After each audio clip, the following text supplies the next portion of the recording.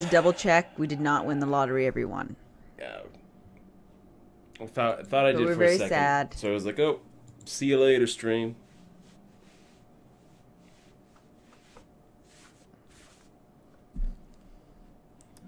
Trisha and Val. He actually won this, how he's telling us. No, I was looking up to see which states are connected to the Powerball. A lot more than I thought. But according to the site, it says 44 states. But then it says there's 7 states that don't play. So I'm trying to figure it out. How many states? Which states don't play the Powerball?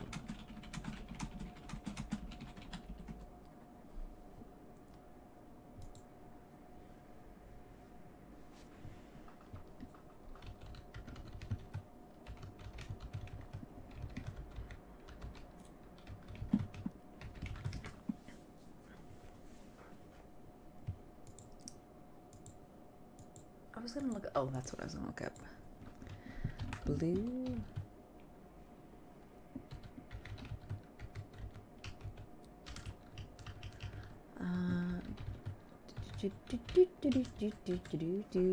How many is it, Dutch?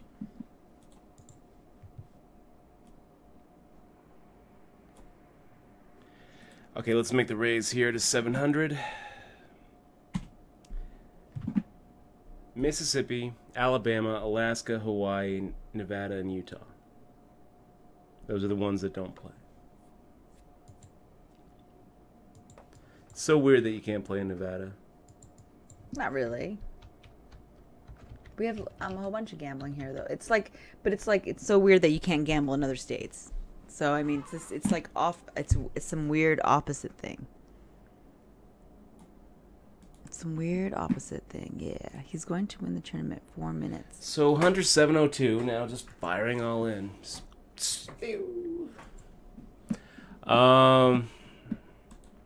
Okay, Hunter. We're probably looking at 6 outs plus the 5% for the backdoor flush draw, and maybe another 2 or 3% for a backdoor straight draw. And we're probably against Hunter sitting here with like pocket 8s. Make the fold. It's actually kind of close. It's close, especially if we can put on like if Hunter 702 could ever have like an ace queen ace jack there, or like a king queen ever, then it's kind of close. It's a little bit close.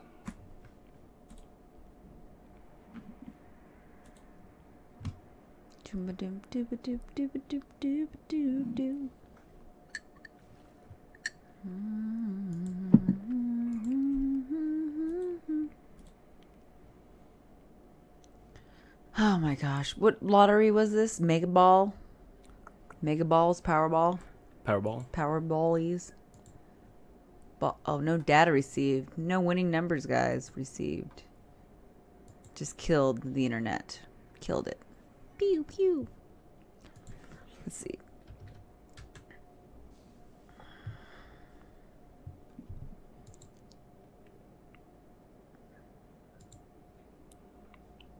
You look good in your gaming glasses, Michelle. I like those. I like those blue sharks. Thank you, thank you, thank you. It still doesn't make up for not winning the lottery, Dutch. I tried. I willed it. No compliments. I'm so upset you did not win the lottery. I'm going to be mad at you the rest of the night. I'm upset with poker today. I just want to take poker and I want to shake it. That's what I want to do today. Just shake it. Making the call here. Getting 5-1. Is it a raise? It wouldn't be such a bad spot to raise, really. I mean, pick up a third of our stack, usually being ahead. It's either like set mine or pick up a third of the stack. It's kind of tough. Set mine it is.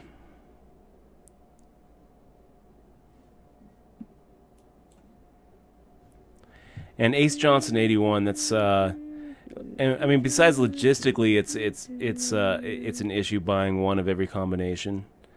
The chances of splitting makes it probably not plus EV.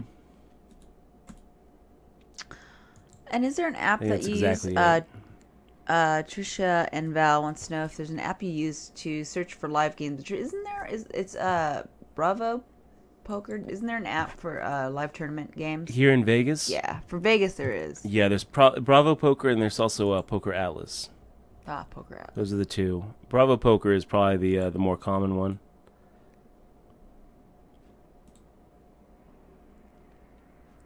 Oh yeah, Illinois plays, but they can't pay and they give you an IOU. Remember? Oh my gosh, I do remember that. That's right. That's the worst lottery prize ever. That would be the worst, is actually winning the lottery and then getting an IOU. Oh, that's right. I forgot. You guys should be scared to win the lottery. Are we sure that Wyoming can't play? I think that Wyoming can play. I have no idea. A little wet, subscribe for 6 months. A little wet. Good to see you in the stream, man. Thank you very much for supporting the stream and being here. You're awesome, man. Really appreciate it. Okay, so, gosh, Tyler Durden now making a min raise.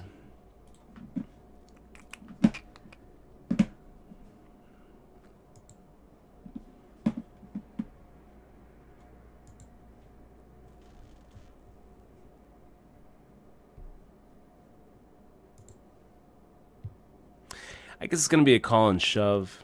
Call, shove the turn. Seems like the way to play it. God, I hate it. Is this going to be how we're going to go out of this re-entry?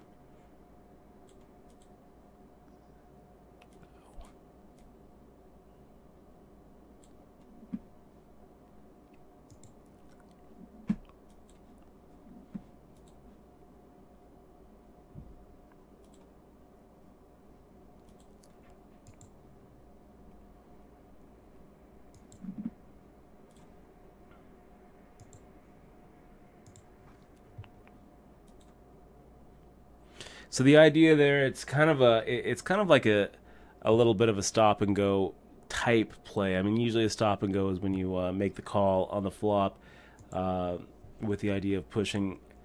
I'm sorry, a stop and go is usually when you make the call pre-flop with the idea of pushing on the flop, unless you just crush your hand and then you check.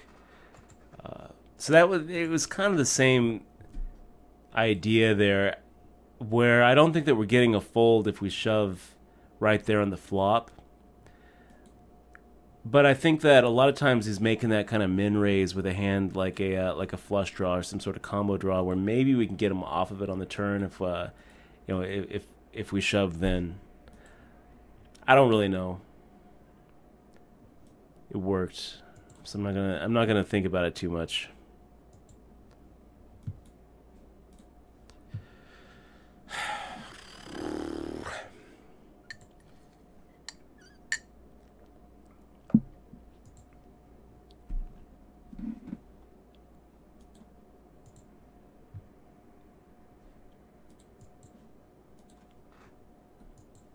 And Ace is up 316. I actually agree with what you said there. Dreaming of being a millionaire for only $2 is plus EV in my book. When you start talking about lottery and start kind of explaining to people how it's not a good idea to play it, it definitely discounts that, right? It definitely discounts the value of the what if game.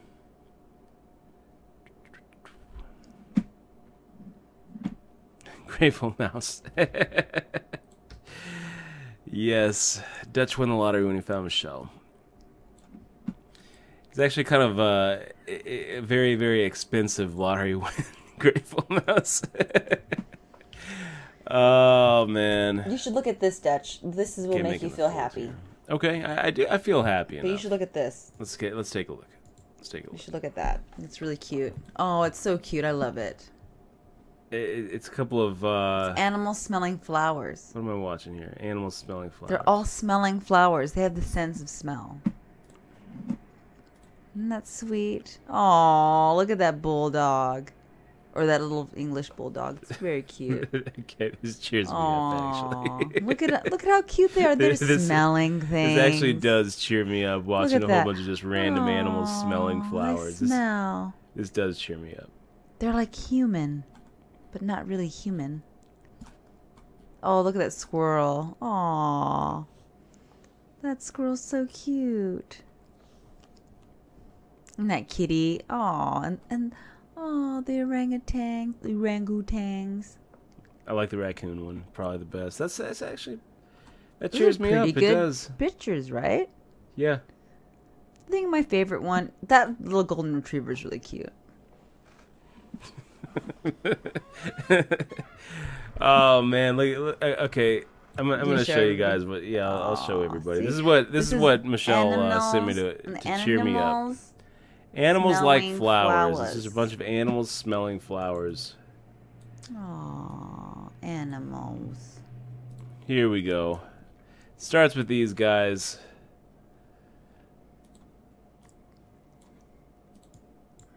We got a cat, then we got a fox. Oh my god. This one, I don't know. It's like the squirrel is like it's like wine tasting.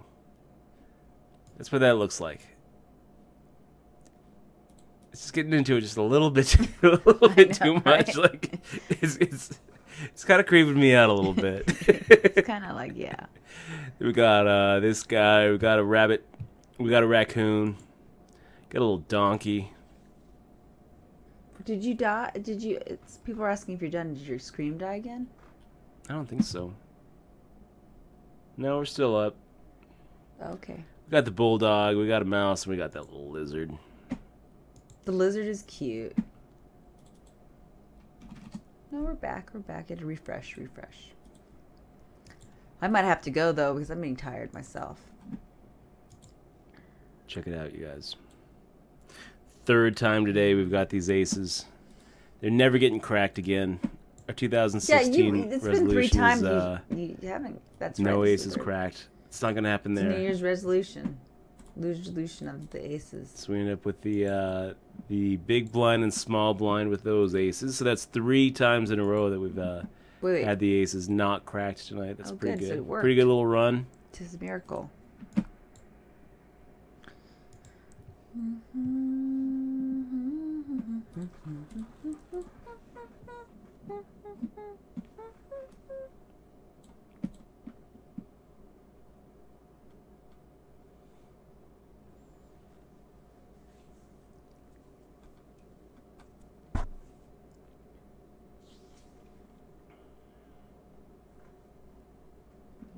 Happy New Year, bony fish.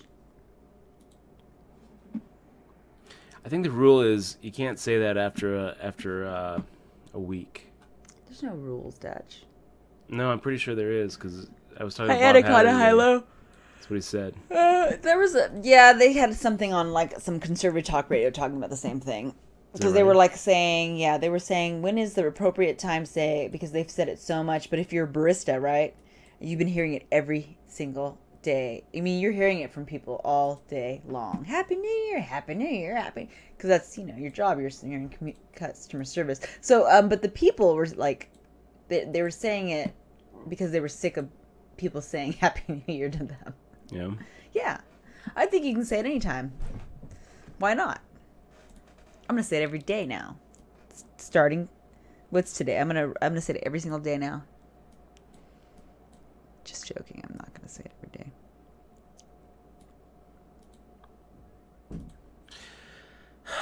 What do you guys think? Go for a little value bet against A Dow. He's pretty sticky. Let's go for it.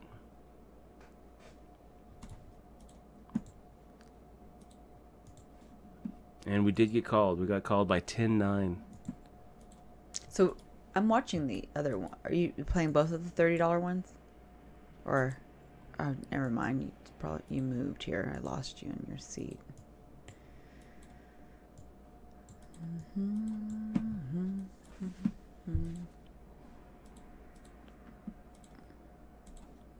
Yeah, both the 30s. Both the 30s? Yeah.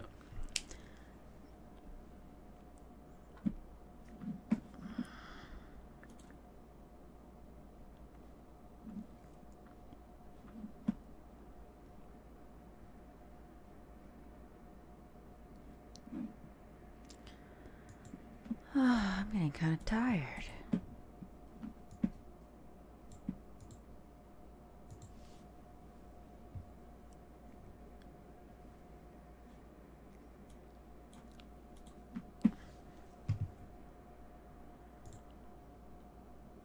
Nikki Q-Stars puke. Oh. What are you puking at? I have to see what we're puking. I think that was getting getting the pictures. walk. We're like, doing the pictures. We were making the rays and the diabetes. Well, I'm watching the chat, so they're seeing the cute little pictures now, and somebody's puking. Somebody has diabetes, or Anaconda just got diabetes from the sweetness. Too sweet. All the sweetness. Idea? Yes. He needs insulin shots now.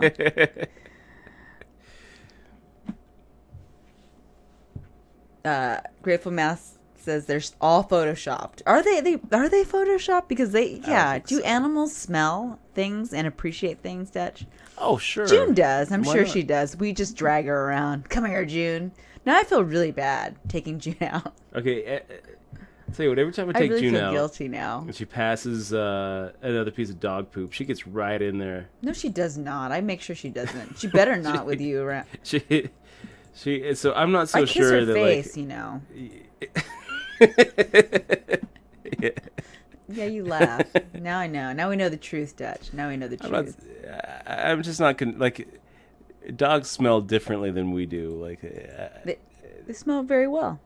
I'm not so sure that June really distinguishes that much between smell. It's not like I don't know.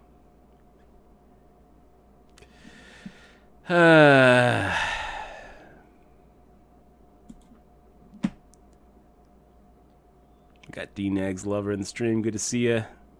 Like a fool. Interesting how many close their eyes. It lets your brain concentrate on the smell. Yeah, I have guilt now. I have puppy guilt. She takes too long. She smells. Well, I think, I know that dogs, when they have a pit, when they smell, they're seeing as well, that's the way they see. They smell very, very good.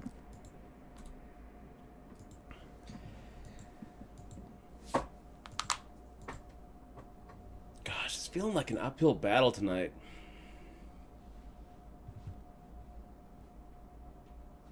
Sometimes it just comes so easy. Other times you're just...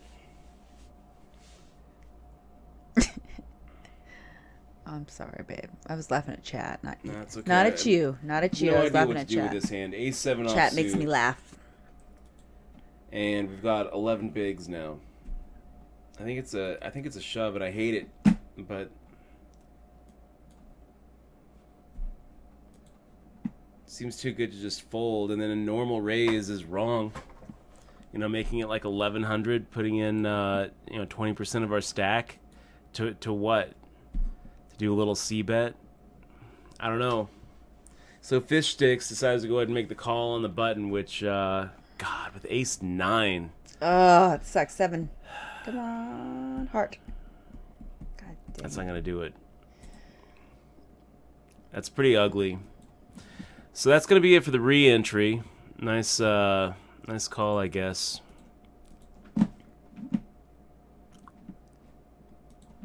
And this is going to be this is going to be it for us. This is the last tournament. We've got this 30 rebuy and add-on. The add-on hits in another 22 minutes, and this is it. We're going to focus on this one tournament. If it doesn't go well, we're calling it a night. That's the plan. Right now, 45 people started, 35 left. We're in for a rebuy and then another rebuy. So we should have like 12,000 chips here. Man, it's not going that well.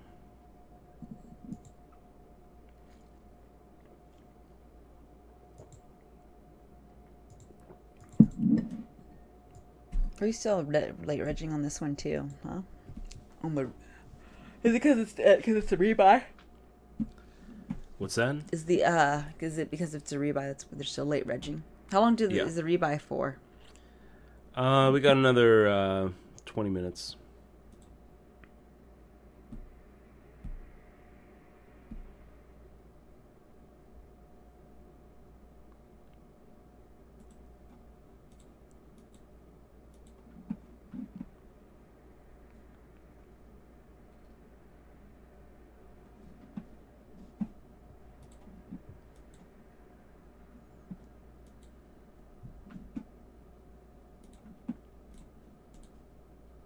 So we got some new viewers here visiting us. Hello, everybody. Hello, new people. I'm the girl on the bottom of the screen. He's the guy above the screen. Together, we form the crew. Sorry. I wish I could think of something cooler to say. That was perfect. That's perfect. But I have to include our crew too, because we have a lot of crew members here as well. Wait, so I could, should I be the captain or the second mate? You can be the captain. I am the captain of the ship. And Dutch is he's taking direction from me. Let's see.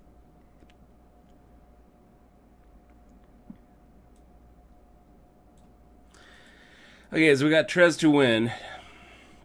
Trez to win. Saying Dutch, I flopped a full house, lost to an all-in call from ace high. And it went runner. Do I have any thoughts on that? I mean, sorry to hear that, man. I mean, that's about as bad as it gets, right? He has 0 outs and then ends up going, perfect to get a bigger full house. You're gonna get some bad beats in poker. I don't. It's just part of the game. And usually, if you're a good player, you're gonna take more bad beats than you put on other people because you're gonna be the one who's getting in good.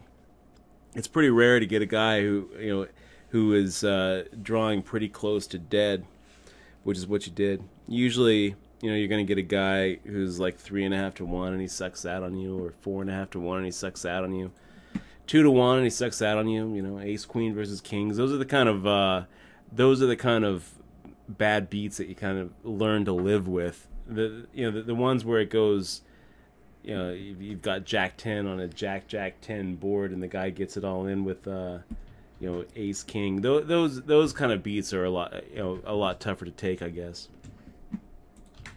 But it all comes out to the same thing. It's just keep in mind it's a long-term game, and try your best not to be results oriented. Don't feel good about it when you get it in bad and end up sucking out. Don't feel bad about it when you get it in good and end up losing the hand.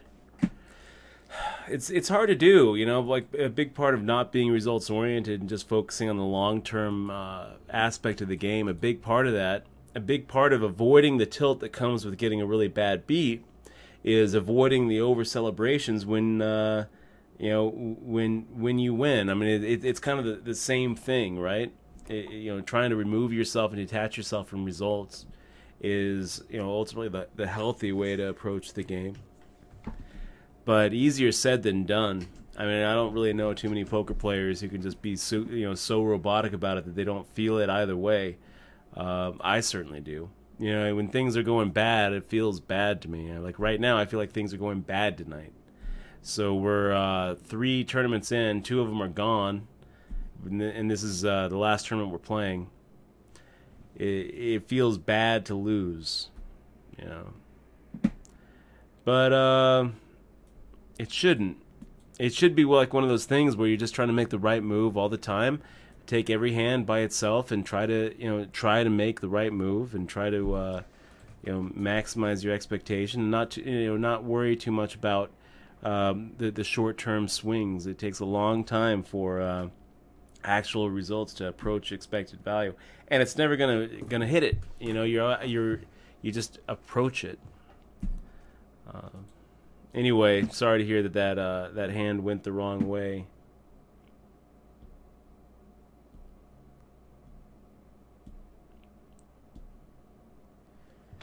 No Tilt here says positivity is my New Year's resolution. Be more positive and focus on that.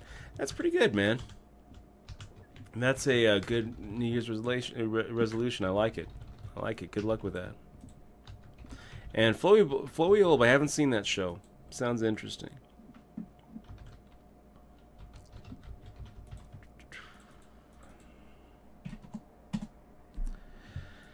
Okay, D. McCoy and Jay Price. Basically, effective button. Let's go ahead and do it. Not a horrible flop, I guess, for king 9. Could be worse. Fire out a c-bet. And against the small blind, we're doing a little half-pot size bet instead of the same amount that we would be making it against the big blind.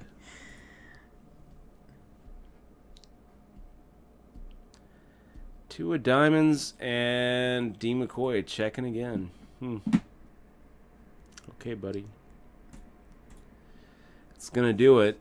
The 6 of hearts is not the board run out that gives us a win.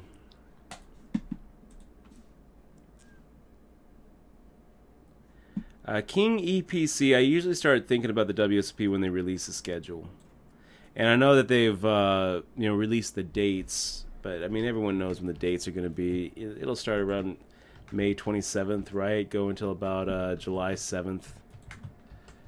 Fat Nat firing out 33 bigs, just all in shoving.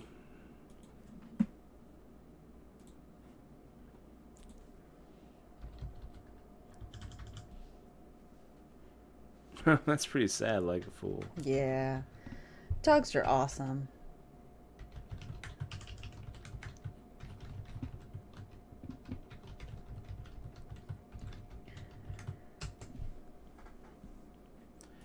Yeah, you know, it's, Okay, you know, making having a dog is pretty awesome. Where is our dog anyways? I don't know. Our dog's becoming more independent ever since we started streaming. She's been ignored. She used to be very, like, she used to love us all the time. Now she's like has her own little life. She's probably on a date right now.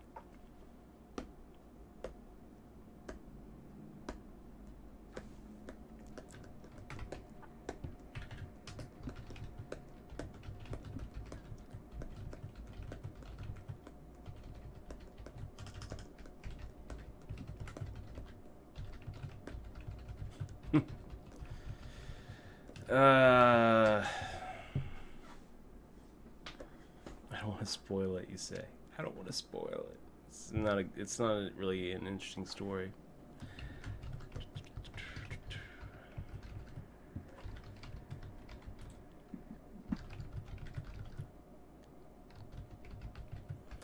Wow, H2O man putting a lot of action in there with the 7-5.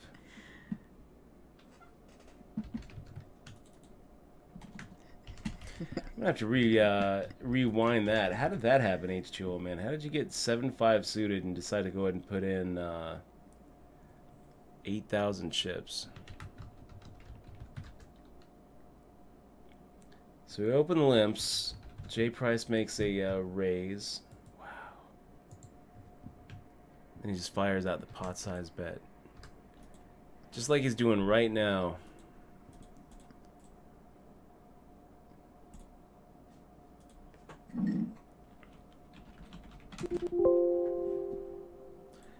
So is it a bluff or a semi-bluff on an ace-5-8 board when you've got 7-5? On an ace-10 5-8 board, you got 7-5 and fire out a pot-sized bet and then another pot-sized bet.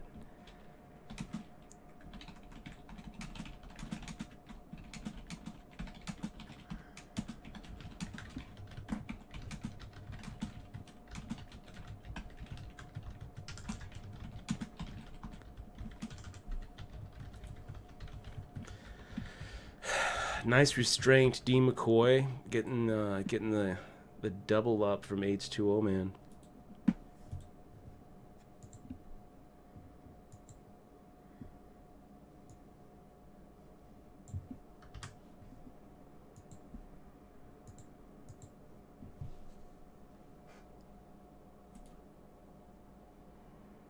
Wow, there's some crazy chip movement going on right now. We got Freezer getting it all in here with an ace-jack against D. McCoy's 5-3. Not even really sure why D. McCoy would be in there. And was it an open limp, D. McCoy? Did you open limp that? I gotta refresh the hand history. Yeah, just open limps with a 5-3. Calls, freezers, open raise, comes out 2-2-4. Fires at 2081 and Freezer decides to go ahead and make the shove. I don't understand these guys.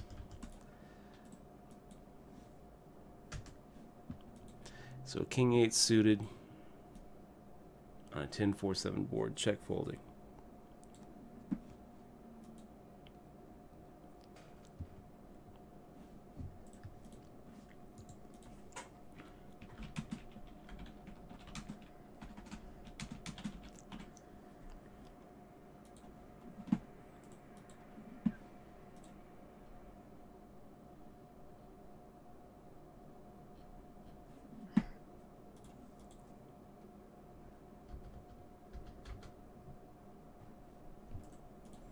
We got a fat net.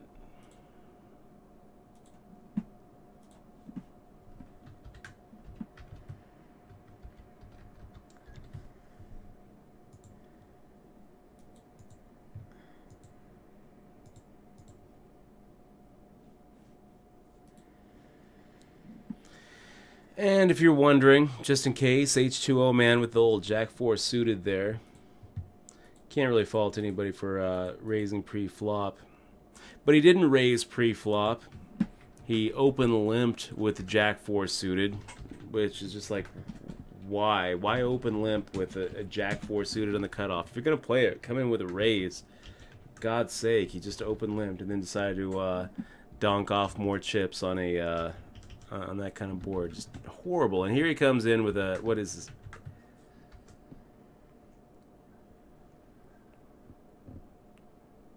This is 7 big blinds.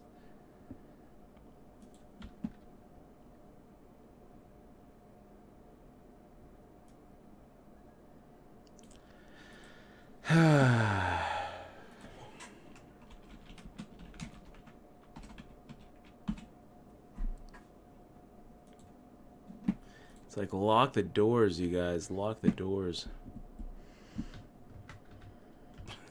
Anaconda. It's true. That's pretty much exactly right. I try to force her to. I try to force my dog to love me, and so she doesn't love me anymore. She loves Dutch now, though. Yeah, Dutch ignores her, so she goes up to him and everything, and I'm like, Jesus. I have to learn exactly to like what happens. So Freezer open limp. Like let her go and just like let her do her thing. Okay, come to me when she wants food. Get the rebuy in, back up to about 8,000. Nice. Hey, the poop 34. Good to see you back. It has been too long, and your apology is accepted. I accept your apologies. Good to see the poop. June likes poop. No, I shouldn't say that. She's like gone. She's not even in this room anymore. I spoil her too. She has all these. She has all her old pillows. She has so many pillows, so many blankets, so many toys. I try to buy her love. See, I just want to. I'm really fighting going to get June right now and forcing her to sit on my lap. I'm really fighting it, Dutch. Talk me out of it. Talk you out of what? Getting up from this chair and getting my dog and kissing her face. Yeah, just leave her alone. I know, I'm fighting it. Just leave her alone. If she wants affection, she'll come up and ask for it. She has no problem coming up and asking. Oh wait, let's see. I still have to walk 300 steps. Gosh darn it. 300 steps, man. It's not so hard, I guess. I love this guy D McCoy, man. He's just he's just playing all sorts of hands. His stack is just going up and down and up and down. How'd that go? Where did he get the money in here? So he gets a little bit in there on the turn. I think it just checked around on the flop. This is kind of the danger of. Oh no, he went ahead and called. D McCoy went ahead and made a little call on the flop just in case it went runner for the hearts. You gotta love it. A Dowie 01, he types in unfucking real. Because he just can't believe that D McCoy would call his min bet on that flop with the runner flush draw. Honestly, I can't really see it either. So A Dow made the raise. This is actually kind of a fun little hand history. I love these guys. This is why we play. We've got so check it out. This is how this hand just happened. We got Hey, Dow, just can't believe it. Unfucking real, he says. Okay, check Well, it out. they might not be saying it like that, Dutch. Yeah, So tone I doesn't think they're come saying it across. like this. So Freezer limps, That's H2O unfucking Man real. limps, Adele That's limps, how I think Cactus they're Cooler doing. limps. Everyone's limping. Just a bunch of limpers. Comes out, the flop comes out, Queen, Queen, Ace. Adele sitting here with the trip queens. He fires out a min bet.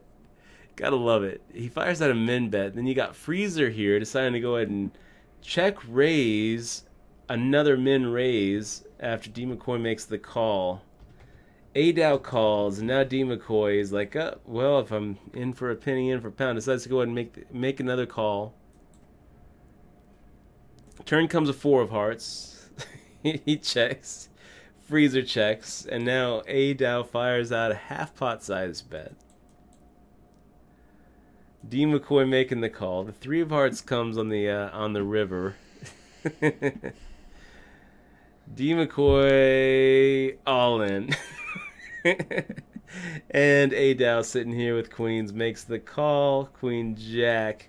I mean, at this point, if you're going to make the call here, you're just kind of hoping that D McCoy is bluffing or just like losing his mind with a hand like Ace 10. And Adow just can't believe what he's seeing. He just can't believe that D McCoy would call the flop bet and then call the flop check raise with a runner flush draw. You know, the funny thing is, if you figure on being able to stack a guy, if you do go for the flush draw, it's not a horrible call by D McCoy. I mean, it's pretty bad, but it's pretty bad. It's pretty bad. Like what? Usually what ends up happening is you completely whiff on the turn, and sometimes you get your flush draw on your turn and you just lose more money. You know, the stacks, but how it happened, he ends up getting his flush draw, over betting the pot, just over shoving, just all in shove. And Adow then looking at a queen jack. If you can't get away from it, Adow, then you're giving D McCoy the right implied odds to make those kind of bad calls on the flop. You know, if you're never able to fold a hand like trip queens on that kind of board, then the stacks were such actually that D McCoy making the call on the flop and then making the call on the turn is not actually a mistake if you're going to never get away from trip queens.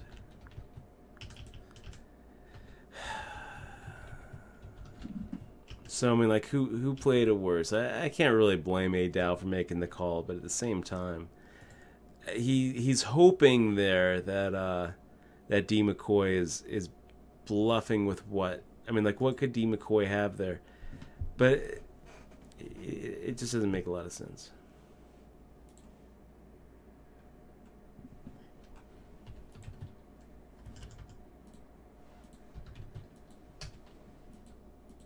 So then Adow saying, oh, 7-6 offsuit. It's my birthday. I always play my birthday.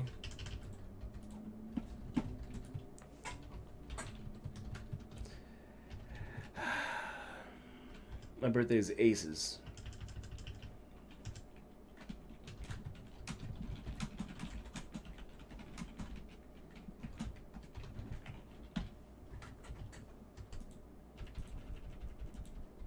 Okay, let's get back to the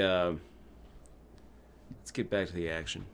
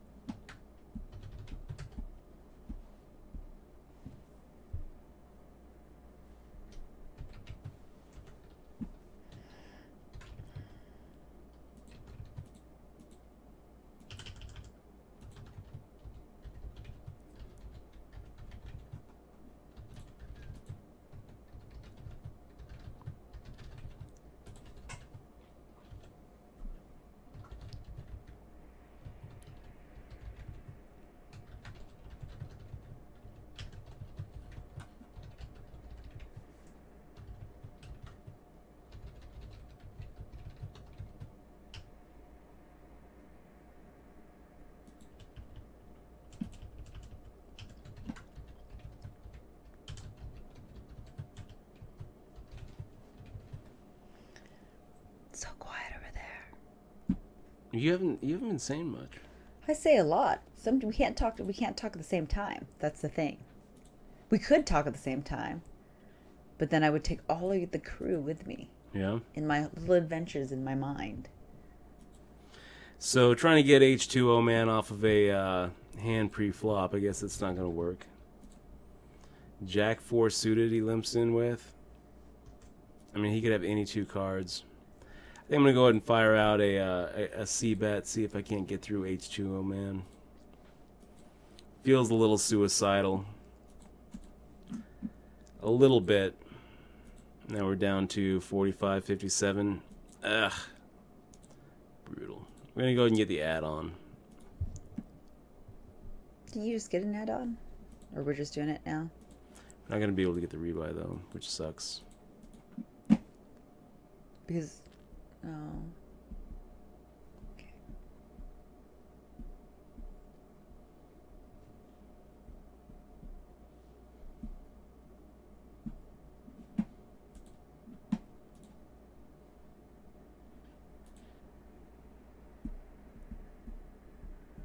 It should do it auto, right? Sometimes it doesn't, but it should. There it goes. Did it do it auto? Did you get it? It did. Okay, guys, Things we'll are be right looking back. good. Look, Things are looking up. We're turning up. This is it. We should buy a lotto ticket. Wait, we already did. That's where all our luck went. Okay, here we go. Maybe we have a message on our phone saying that we won the lotto. I'm gonna go on break and check my phone. Maybe a relation of mine won the lotto, and I can pretend that I love them more. Dear relations. Dear relation. Oh, how I love guys. thee. Freaking poker tonight.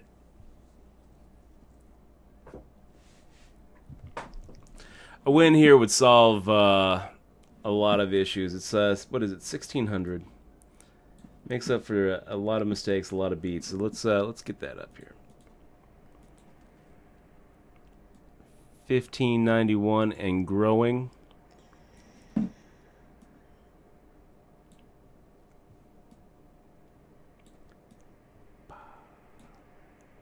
Be right back.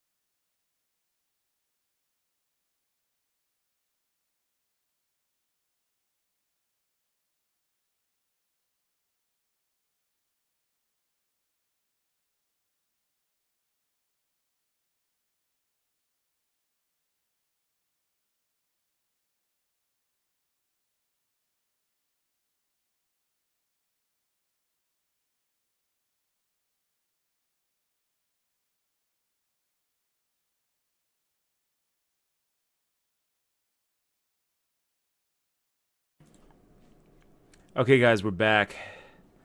Oh my god, it just hit it. Oh god. Michelle's trying to get to 10,000 steps. It hit it and it scared me. 10,000 steps. It scared It just me. happened for her. It vibrated and it scared me. It was really cool.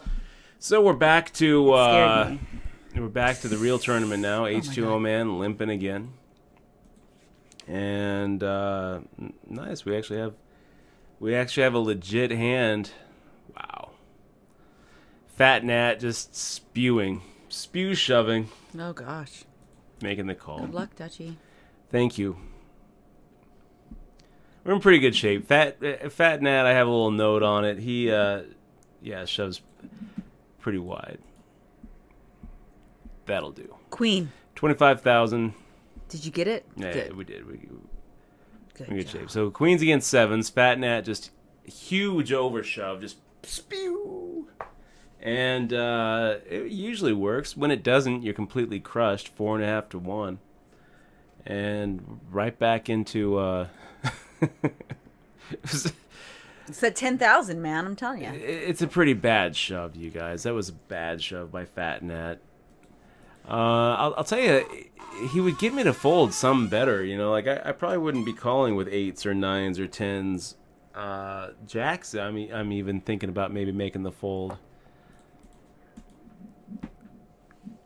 Usually he gets through.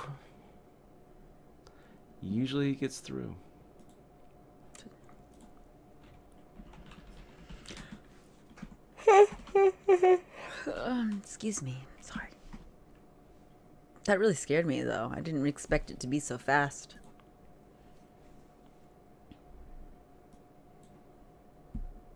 And they're going to be chopping that board. Wow.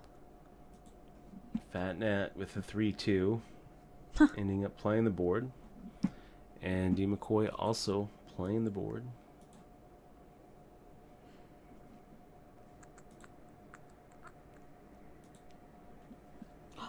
Guess who's back here?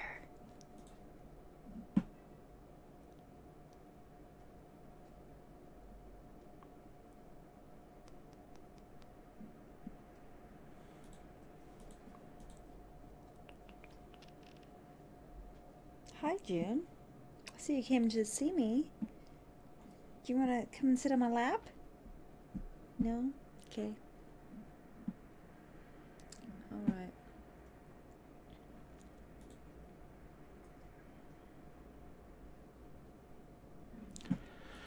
Okay, nuts in your face. I actually feel like nuts in your face is I think he's right now one of the top players on the site. I could be wrong. There's a few nuts in your faces on wsop.com. Let's see, H2O man making a min raise. I'll get out of your way. Like a fool. Here. I completely agree with you. He says, I remember the days before someone thought up synchronized breaks. Whoever did that should be in the Poker Hall of Fame. Like a fool. I actually, I do think that was a really strong advancement in poker, in online poker, actually. So they used to not be synchronized? That's right. For how long? It used to be that if you were multi-tabling MTTs, if you were actually playing multiple tournaments, right, with different start times, then the breaks were all over the place. Oh my gosh. And till what year? I think PokerStars was the first to do it. I want to say it was about 2002. Oh wow. Before Oh, they so it's came been up a with while that. then. Yeah. Okay. It's been a little while. So D. McCoy decided to come along for the ride. Jay Price coming along as well. And we got the King 9-4. Fire out a half pot size bet. I'd love for one of these guys to come along.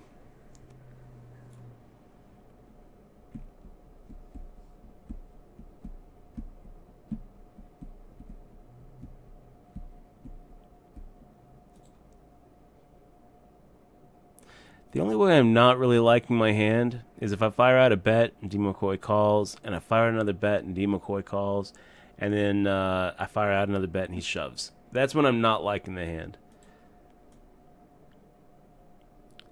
Otherwise, we're going to be we're going for all three streets of value on a King 9-4 board.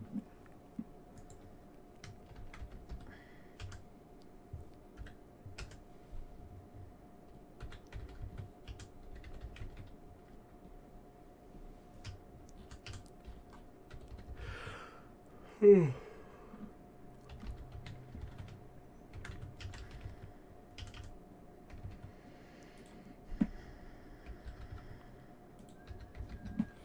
the final number, 1,638 up top.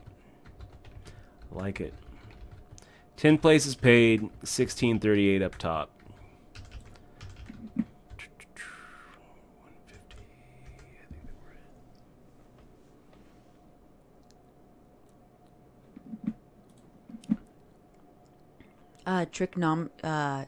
Trichotomy has a question about the concept. Can you explain the concept of dark tunnel bluff? Detch, can you please explain the concept of a dark tunnel bluff? I always use when I think of dark tunnel bluffs, I'm actually thinking I don't actually call them bluffs, I call them bets, right? Dark tunnel bets. Because a dark tunnel bet is the kind of hand where it's not really clear if you're like whether it's a bluff or not. Let me give you an example. Basically, a dark tunnel bet is the kind of hand where you're only getting called. Where you're never getting you're never getting better to fold, and you're never getting worse to call. And let me come up with a good example of that. By the way, we got Jahar Jr. 5 months in a row. It's great to have you here. Thank you so much for supporting the stream another month, man, and sticking with us. Let's go ahead and make the call here against D. McCoy, who's been open limping. Now he goes ahead and goes for a half pot bet. And what does that mean? It means that we're going to get a big pot from him when we hit, and we just crushed it. So yeah, here we go. You have sixes here? No, we got 5-7. We got 5-7.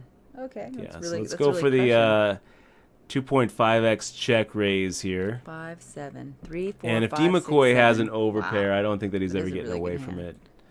6 of clubs hits on the turn. Fire out a half pot size bet. You got away from it. Wow. I wonder what D. McCoy had.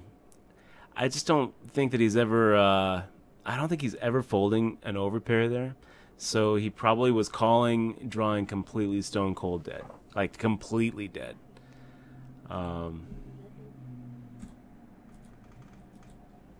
When he folds on the turn, I guess that he probably had a hand like ace queen.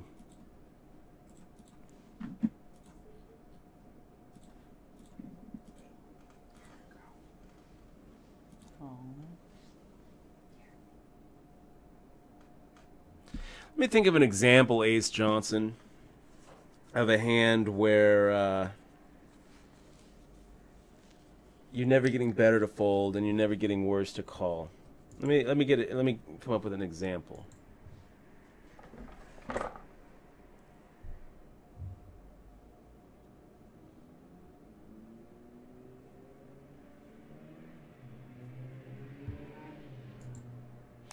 It's hard to come up with examples because a lot of times a dark tunnel bet, a lot of times it's going to be like a real thin value bet. Okay, so let's say that the flop is, let's say that you have like an ace 7, okay, and the flop comes out, and it's a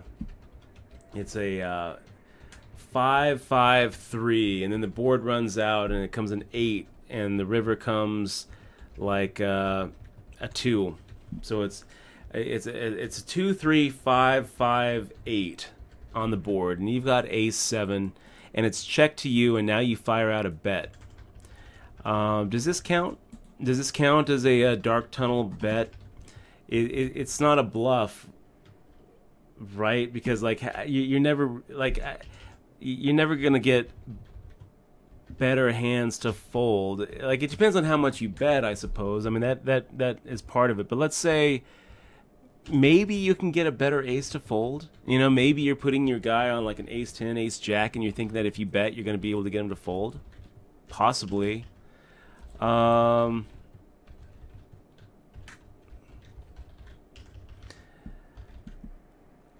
Are you getting worse? Are you ever getting like a worse ace to call? Almost never. So that's an example.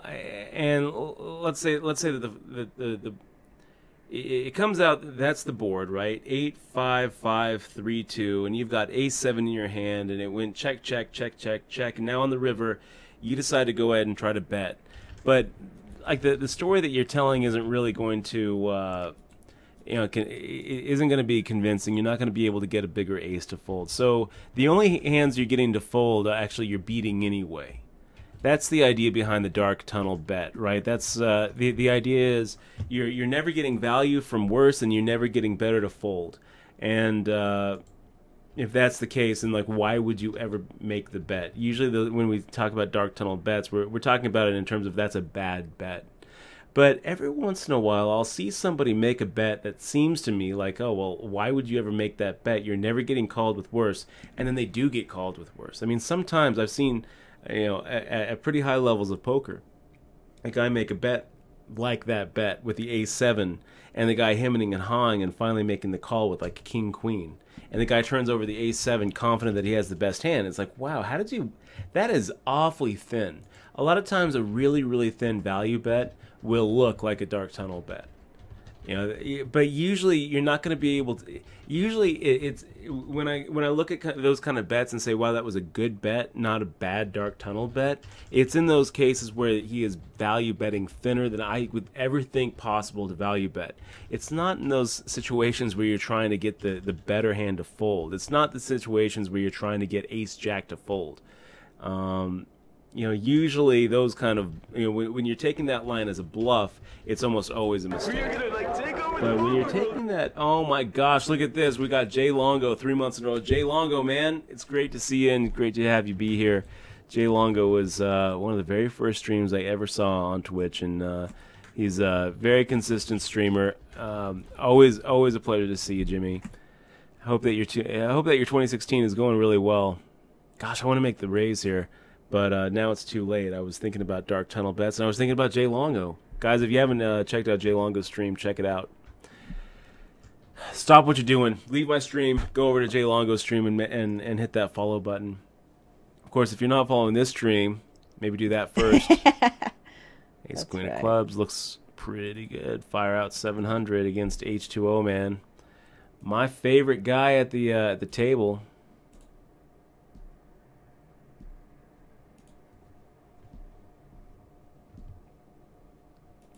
So Moose Abman, it's a little bit player specific in that spot. D. McCoy is not the kind of person who's going to be making a min raise with a smaller pocket pair. So when he made that min raise, I mean he's been doing a lot of open limping, lots of open limping. When he made that min raise, the idea was that I put him on either a big pocket pair, aces, kings, queens, jacks, or he's got something like an ace, king, ace, queen, ace, jack type hand. Everything else I think that he actually open limps with. So the idea behind making the check raise with the flop straight was that if he has the... actually, I felt like he was going to call either with overcards or with an overpair. If he had an overpair, I think I'm going to stack him. And the only way that we're going to be able to really stack him in that, with that flop is to start inflating the pot right there on the flop. That was the idea. As it turns out, I don't think that he had the overpair. I think he had...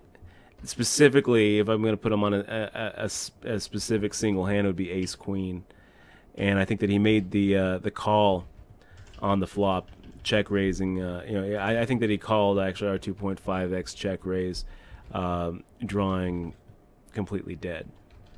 And then when the 6 hit on the turn, now he thinks that he doesn't have an out. Now, on the flop, he's thinking that he's got 6 outs. He's gonna peel for it. I think actually, if the turn comes an ace or a queen, I think that we get a lot of chips from D. McCoy, the way that we played it. If the turn came like a 10 or something and we fire it out, I think that we still get some chips from D. McCoy because I don't think that he gives up with his overcards. Unless the board pairs and he starts thinking that he doesn't have any outs. So that was the idea. It's a little bit player specific, Moose Abman. Against some other people, we might go ahead and not check raise in that spot, given that we're not really too worried about. But you know, with the stack sizes as deep as they were, the only way that we're really going to be able to completely stack them is if we start inflating that pot right there on the flop, and he doesn't get away from overcards. That's the idea. I certainly wasn't ever putting him on you know, a flopped set ever, because I don't think that particular opponent would min raise with a small pocket pair. I think he would open limp with a small pocket pair, and I don't like open limping ever, but I think that's how he would have played it. You know what, fish sticks 25. I'm tempted to go ahead and make the raise, but I think I'm actually going to just make the call here. It's a little bit of a slow play, and I think that if we make the call and we hit an ace or we hit a king, it's going to be so disguised that we could end up stacking a weaker ace or a weaker king. Instead, we completely whiff, and now I'm feeling like, okay, 2.5 big blinds. I'm just going to go ahead and give it up. Give it up to the C bet. Blah.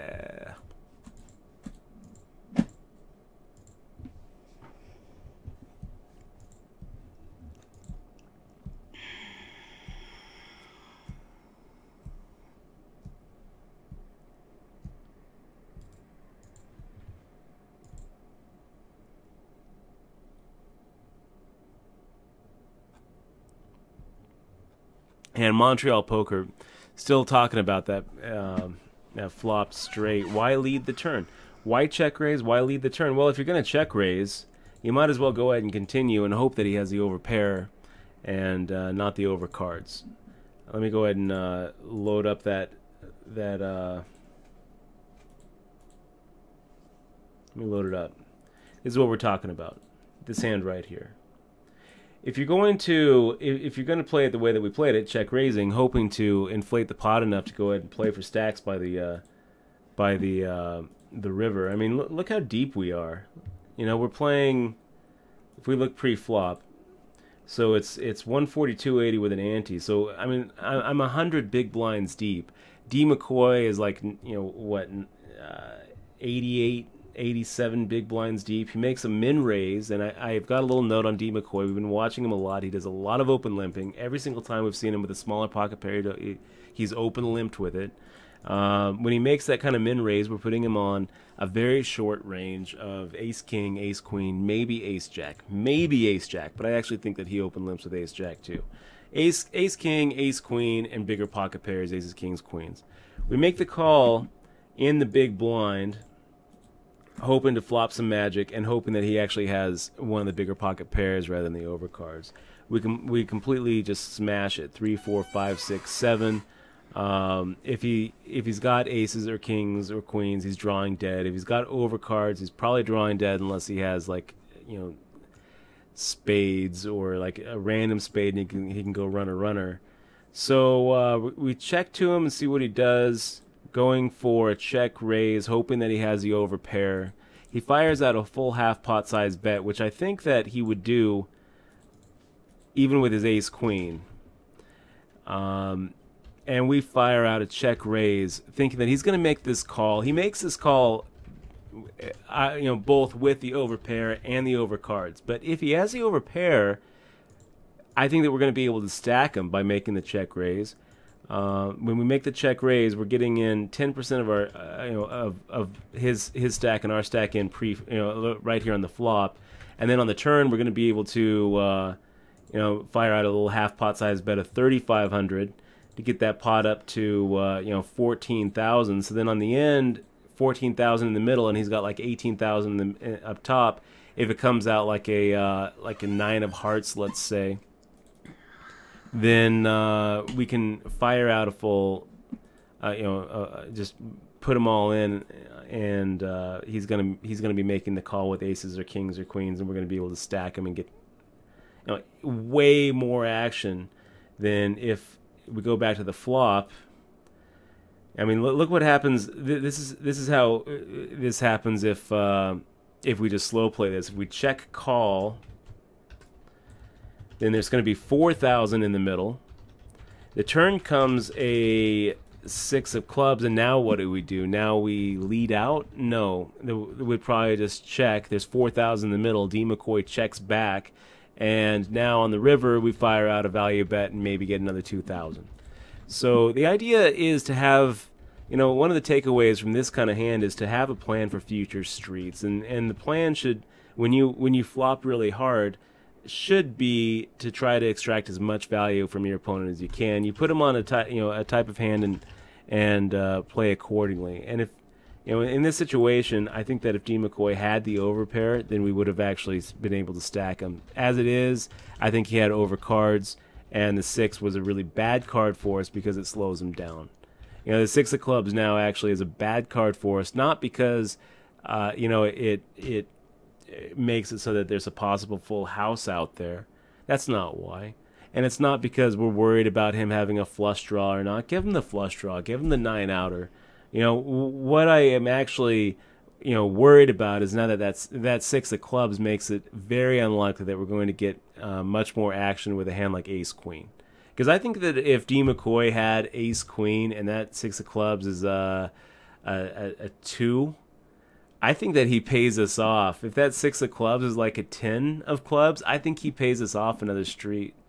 But I don't think that when the 6 of clubs hits, now D. McCoy is putting us on a 6 and thinking that he doesn't have an out. I also, if he has an overpair here, I don't think he's escaping. I don't think he's folding pocket jacks here.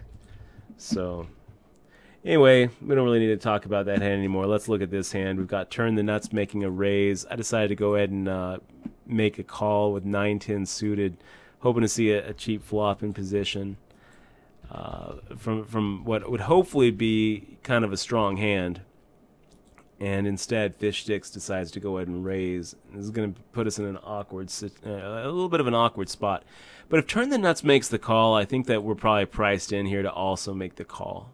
Getting 4-1, I don't like it, but 9-10 suited. We got the suited connectors. I'm going to go ahead and make the call as well if turn the nuts calls. If turn the nuts folds, probably also making the call, counting on being able to stack Fish Sticks if the flop comes out just right.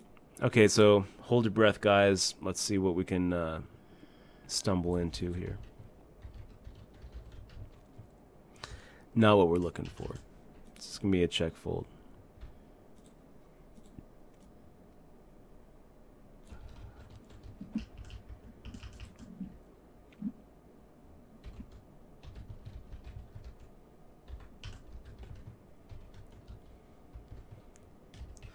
Rob's Art, a cook with eczema stream. That would be a fun one.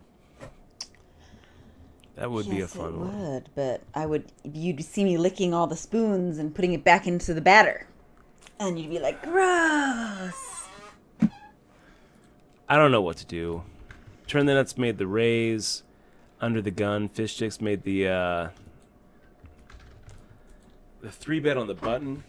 We could put Fish Sticks on a hand like kings or queens, and the ace comes and he just completely slows down. We could put him on a hand like jacks or tens, and he completely slows down. I don't know that we're really going to be able to get those kind of hands to fold, especially having taken as long as we have.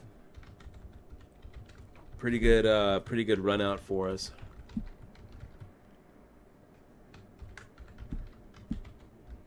Well, let's try. Let's try to get some value out of the kings or the queens. If Fish Sticks shoves here, I think it's going to have to be a fold. I'm going to hate folding 2 pair here if Fish Sticks shoves, but that's what it would be.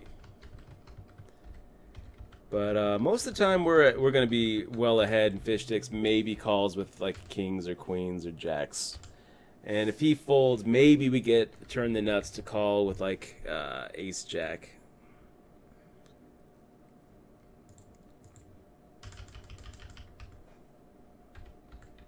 Wow, we don't even have to turn over our hand.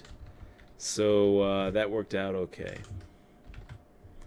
And I guess if Fish Sticks is going to fold there, then we probably could have gotten him off of it on the flop or on the turn. We probably missed an opportunity to semi bluff the turn and get Fish Sticks off of his pocket pair without having to actually hit our 2 pair, without actually having to hit our 5-outer.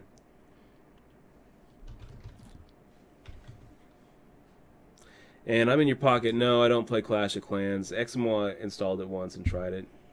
You've been awfully quiet over there. Right? I'm talking to somebody. I'm whispering somebody naughty things. No. You know how upset I would be. If I was like, no. Oh, man.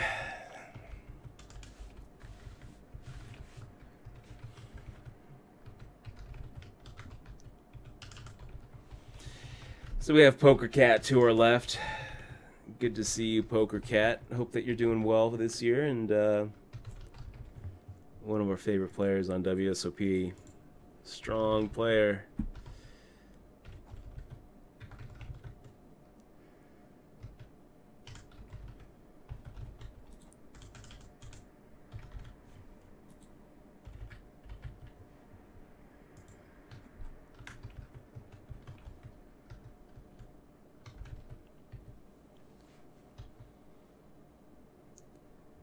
So guys, yeah, if you're just joining the stream, thanks for being here. If this is your first time, that is Exmoa down there on the bottom left. And I am Dutch Boyd, 3-time World Series of Poker Bracelet winner. Now playing on Twitch. Jared R., welcome to the crew, man. Thanks so much for being here. And 6 months in a row. I don't know why I say welcome. You've been here for a while. Jared, thanks so much for being a part of the crew and supporting the stream. Really appreciate you being here, man. Thank you for your continued support, sticking with us another month. I'm always kind of tempted to make under the gun raises. I kind of feel like there's a lot more of an implied threat when you make an under the gun raise and you've got someone in one of these couple of spots thinking about making the call, because then you also have to worry about the people behind you opening up with a squeeze. It's kind of Is BTC Blade being prosecuted right now, or just no? He's not being prosecuted. He's being investigated. I don't know if he's actually prosecuted been charged such a big with a crime. Invested. But the threat is definitely there. So is it?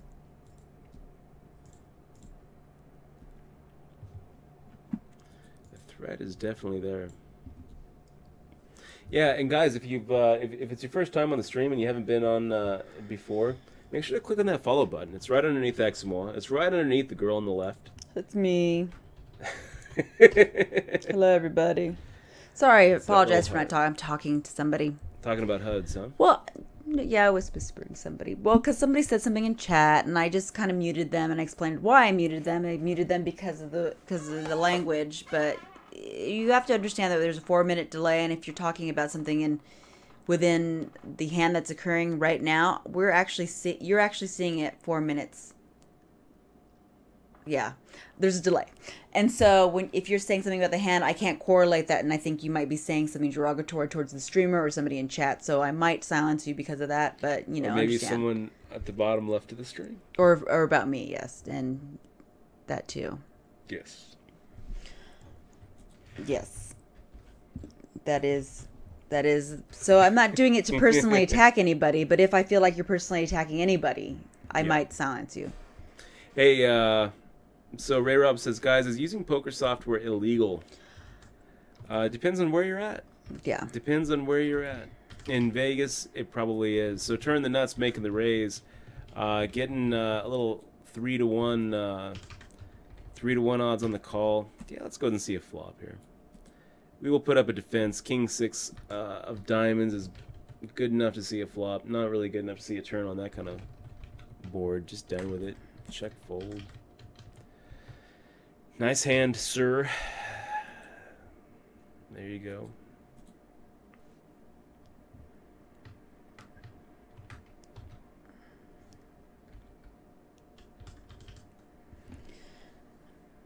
And yeah, there's the rule right there. There's the Nevada revised statute right there. 465.075 is the statute that Caesar's brass and and others have kind of been looking at. Okay, Poker Cat, I got to do my job. Let's do it. 3x. Yeah, naughty things about the head. It's funny. Whispering naughty things, naughty, naughty, no whispers, haha. I can't, you know, if you guys are trying to whisper him right now, I only get whispers from people that I follow. So, no naughtiness, no naughtiness.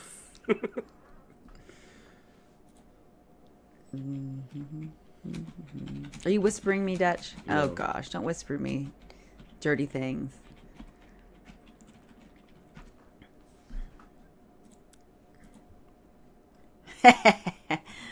Huh? You wish, Mr. Boyd. You wish. Okay, so T Wright making a min raise. I'm gonna ban you. Can I ban you? You can if you want. I don't even think I can ban you. Because you can't ban mods or people. I can't ban you because you're like the streamer, and it'd be bad etiquette. Yeah.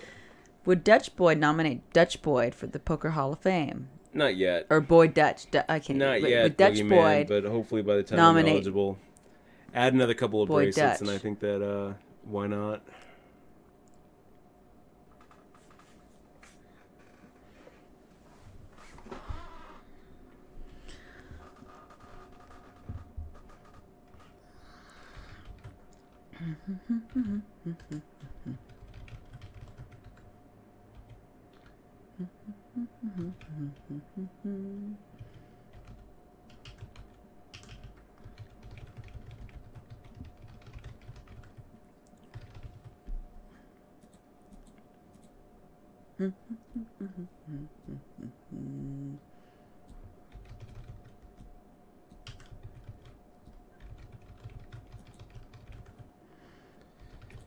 Okay, so yeah, let's go for it.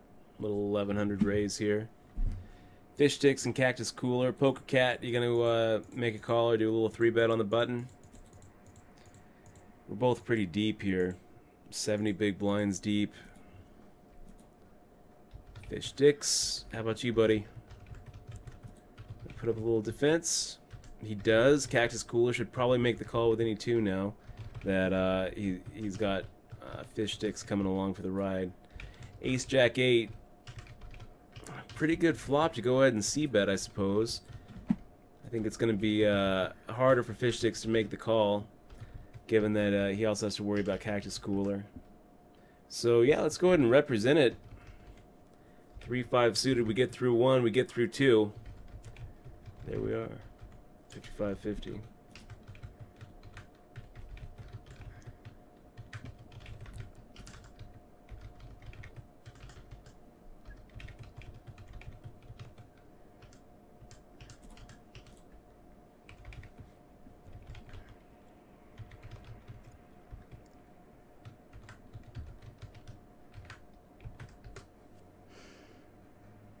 So Dutch, so for all the viewers, what do you get when you subscribe? What does unsubscribe mean? I'll tell you, Money Miser, I didn't see that that alert come up. And I don't think it hit the chat either. Yeah, you know, our alerts, our Twitch alerts have been kind of. I'm not going to blame this one on Twitch alerts. I'm blaming this one on Twitch itself. On Twitch. Okay, on Twitch. I guess because Twitch alerts. it didn't come up. Yeah, sometimes it's going to be delayed. It's going to probably come in late. Yeah. So for all the new people who are new to Twitch itself, there it goes. There's somebody.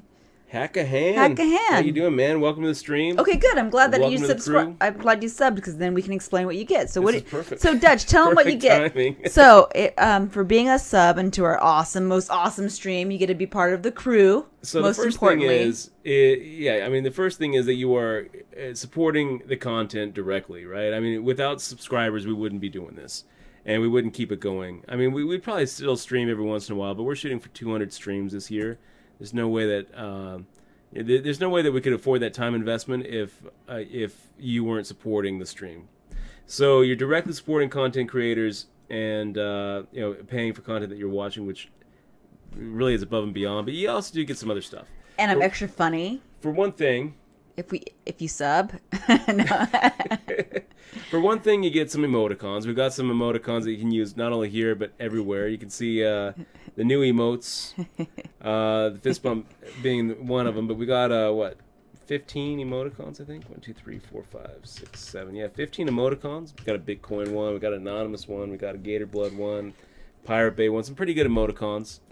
We also have some sub perks where if we make a final table, for example, we turn the sub chat on only, and we're just we have HPT viewing parties also that are sub chat only. So what sub chat is you also get to watch past broadcasts. That's which right. is a big deal, right? Because so let me explain what sub chat is. So what sub chat is right now you can speak into the chat. You can type in, and everyone's going to be able to see what you chat, unless you're banned.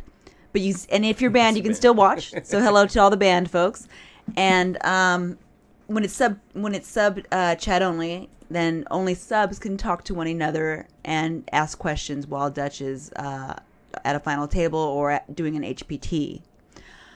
Oh, and then you get an ebook, a copy of Dutch's book. We wrote in 2013, I think it is. We wrote a book a couple years ago. I say we. I actually wrote it. Exmo helped quite a bit with the editing process, though.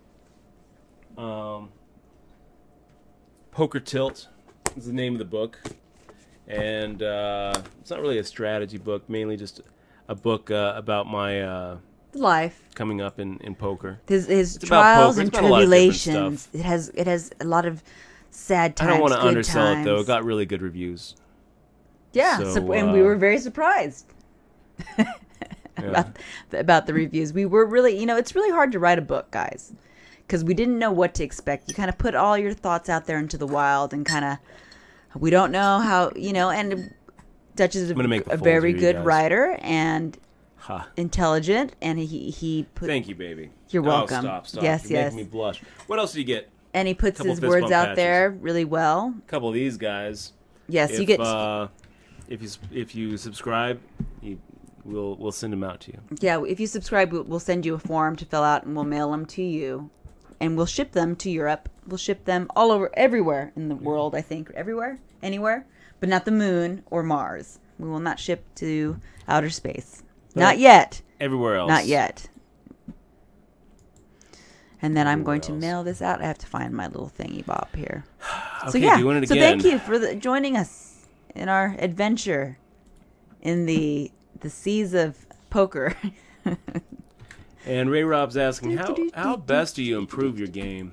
Well, you should definitely read everything you can get your hands on when it comes to poker.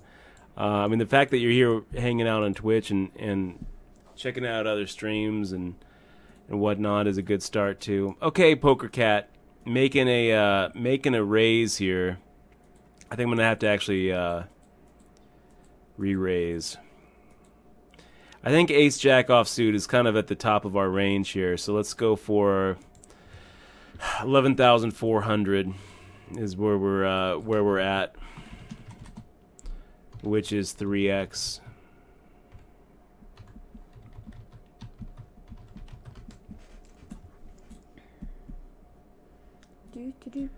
This could be the end of the stream tonight. Could be. I'm not gonna just make the fold here against Poker Cat. And there's two hands that we're really that worried about, right? Ace King and Ace Queen, and that's it. With as much as we have invested now, if Poker Cat were to just go all in, and we knew that Poker Cat had like pocket jacks, we're probably supposed to make that call.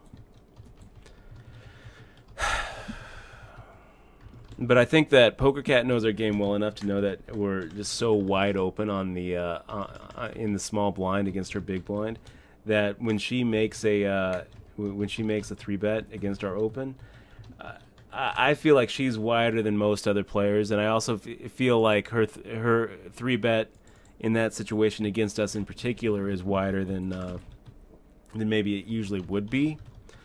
So Ace Jack, it's like, do we want to make the call and see, play post flop out of position against a champion like Poker Cat? I would rather not. I would rather just go ahead and not give ourselves too much of a decision there. Raise pre-flop and just try to take it. And if she makes the call, then that's going to be a real tough, a tough decision about whether we shove on the flop or not. That's because that's pretty much going to be what it is. Do you make the shove or don't you on the flop? And I have no idea what we would do. I guess it depends on what kind of flop it was. I mean, if it's yeah, I don't know what we would have done if she called. I think that the basic plan is going to be make the shove or check. It's not going to be like a betting half pot, because at that point the pot is, betting half pot is more than half of our stack, so we're pretty much just going with it.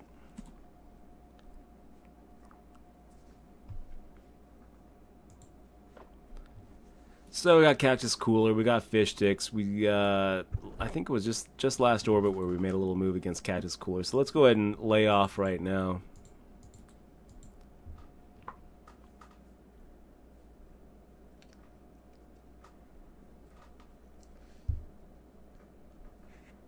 Oh, and are you gonna have T-shirts available, Dutch, for people to buy in the future? Those fist bump T-shirts? Yeah, I forgot. You know what? It's been 2 weeks since our league. We forgot about our. We haven't even said anything about our league. Are we gonna continue it?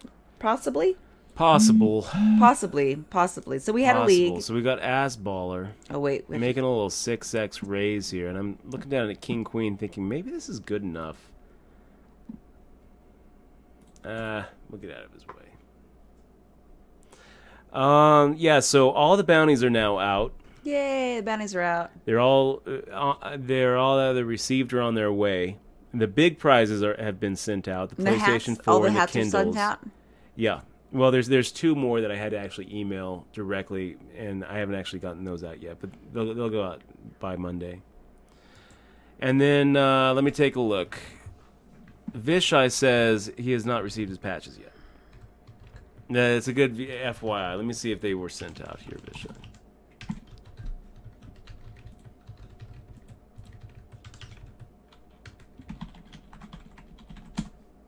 Guys, check if you're... Yeah, I'll check it really quick. He said months ago, 3 months ago. Yeah, so I mean, we're not 3 months backlogged. We're about a month. We're only about a week and a half. Or a week now, actually. yeah. So they're probably in the mail. They probably. Where are they being sent to? They're probably not in the mail. I mean, if they haven't gotten to them by now, they're not in the mail. They're not going to be there. It's got some outs, and we dodged. That's good. Pocket Protractor, how you doing, man? It's good to see you, and thanks for supporting the stream with that sub. Really appreciate it. Welcome to the crew. And yes, you too are going to get that welcome email with the download link for Poker Tilt with the Google Forms for the fist bump patches. Thank you so much for supporting the stream and being here, man. Really appreciate you. You are awesome, Protractor. Pocket Protractor. I feel like Pocket Protractor's been here a bit. I feel like it's a resub, but it's all right. Resending is good. It might just be that he's been hanging out with us for a while, and he feels like he feels like a sub. You feel like a sub. You guys are all part of the family. But okay, let me take a look. I've got a little Google Forms thing here, and Vishai, let me find out if.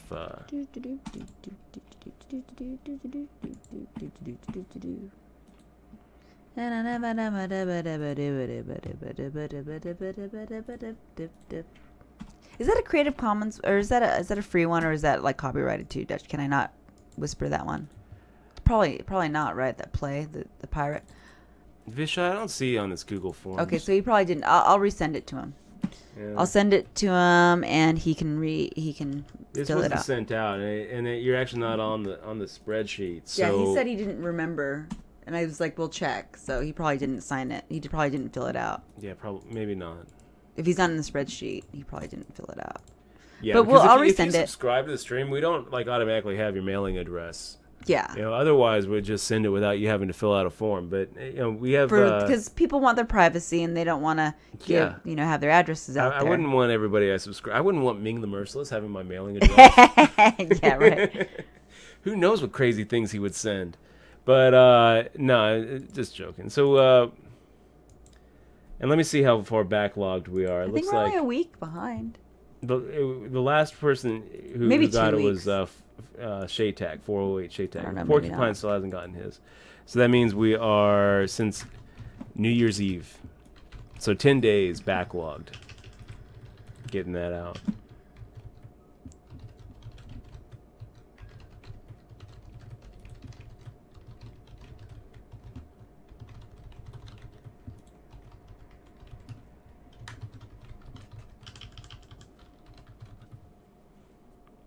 Quad Joker's talking about that poker cat hand where we were in blind versus blind, saying he thinks it's a straight jam so you don't have to worry about the flop decision. Just shove all in pre-flop so you don't have to worry about the flop decision. I don't know if I agree with that line. I feel like we're too far, like we're too deep where a shove doesn't feel right to me. Where, trying to get 70 big blinds in pre-flop doesn't quite feel right. I think that the hand is strong enough where we should be the one to put in the last bet, but the way it went down where I fired out 3 big blinds, Poker Cat raised to what was it, 7.5 big blinds. Then to reship it for 70 big blinds feels like a hell of an overshove. So I don't actually agree with that. And this one's kind of interesting. We got Nutch deciding to go ahead and make a raise here, and I actually feel like there's a decent chance that Ace 10 offsuit is the best hand here. Like really often, a lot of the time, Nutch is a pretty unconventional player. He takes a lot of crazy lines, and this could be one such line where Ace 10 offsuit is just ahead of Nutch's any 2 cards. He's an any 2 card type of player. Wow. So part of me really wanted to 3-bet pre-flop right there. Instead, we decided to go in to see a flop and hope to crush it. And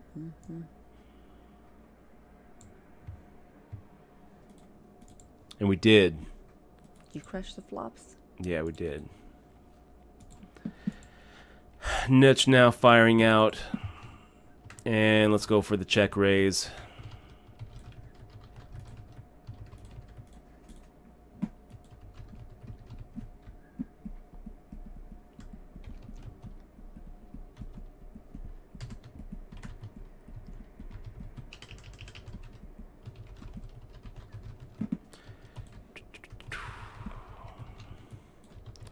And gosh, Poker Cat's going to start thinking that we're picking on her if everyone folds to us and we make another 3-bet or make another open. But that's what we're going to do. We're going to make the open.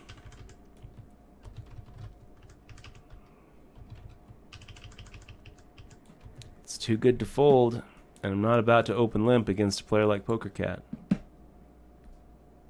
Have a good night, Ray Robs. Thanks for joining us. Pretty good flop. Fire out half pot into that big blind.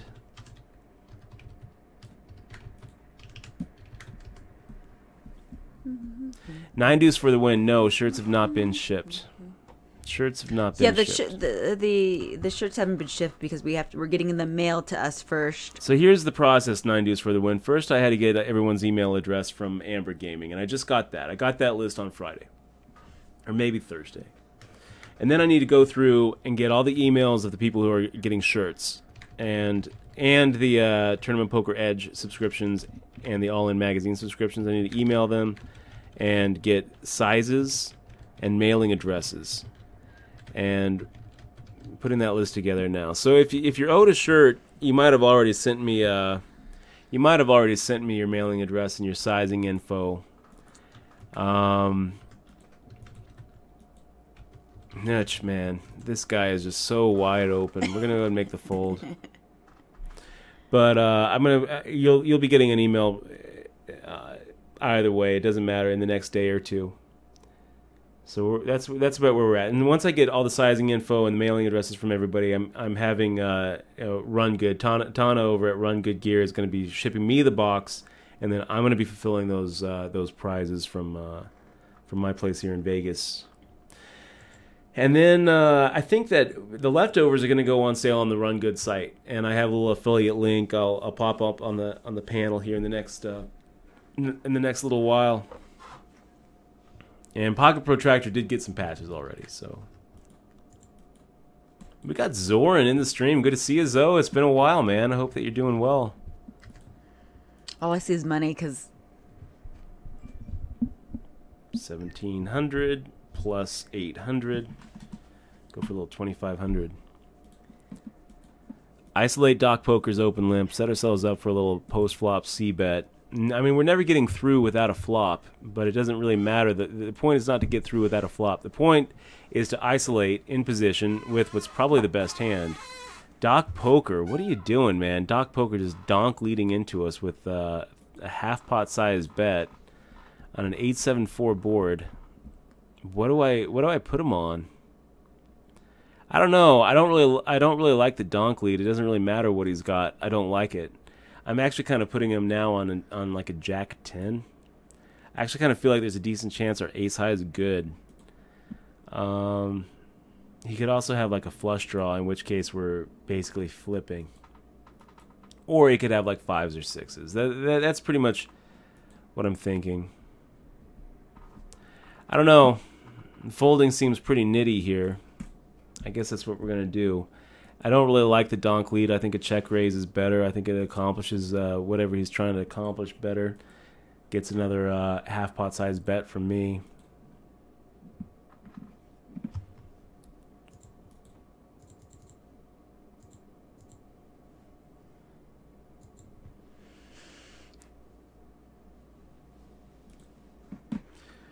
So I'll make the fold here against T-Right 1787. He's got a shark. I've got short stack wizard.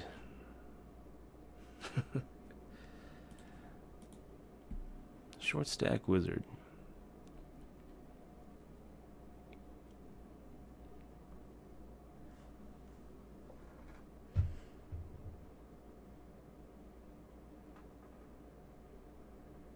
Short stack wizard. Where do you see this? Short stack wizard. Are you playing a different one? No. Oh. Playing the same one. Doing pretty good. 4 out of 32. We've got a real shot here. Or are you calling somebody a short stack wizard? I was calling T-Right a short stack wizard. I like that name. Short stack wizard. Yeah. That is a good username. It's not a username. I know, that's what I'm saying. It's a good one though, but how would you, it would be very long. Short stack. Like T-Right right here, I could see him shoving there. He's pretty good with that with short stacks, but I don't know if he really would look down at 20 bigs and feel short. So yeah, let's fire out the same amount here. 1,700. Ace 5-6 of diamonds. A little bit scary of a board, but yeah, I don't know. I don't know where we're at here, Tykoga. Tykoga firing out 5,500 on that board.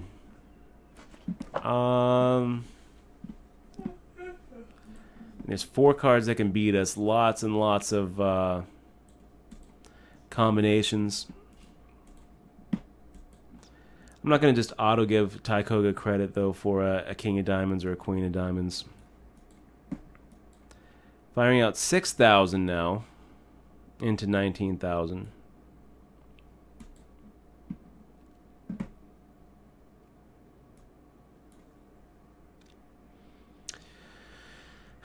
Okay, buddy. Well, I don't think that you do it twice. I think that you bluff and give up, or value bet and value bet. I could be wrong. You know, Tykoga could have pushed us off of the better, off the better hand, but I don't think so. I think if he's bluffing there on the river, he's just going to shove. But I actually don't think he would even bluff. I think that once he gets called on the turn, I think he gives up. Ace Johnson says, if Cactus wasn't in that hand, would you consider just calling so Nitch could fire river, since you said he can be aggressive? I'd feel he'd bet his backdoor high club on flop a lot, therefore feeling a little safer. Yeah, I mean, maybe the way that we played it was just so timid, but I also, the amount that we bet, I kind of feel like we're going to get the clubs to call. I don't know. maybe we made a mistake there and should have just. But no, I mean, Nutch has position on us. I don't really think that. I don't think that we're going to be able to count on a big bluff on the end. So I think that I'm happy with the way we played it. We got a lot of chips out of it. 9 out of 32 after losing that pot to Tykoga. Nice hand there, Tykoga. Yeah, vomit. We'll be right back in 3 minutes, guys.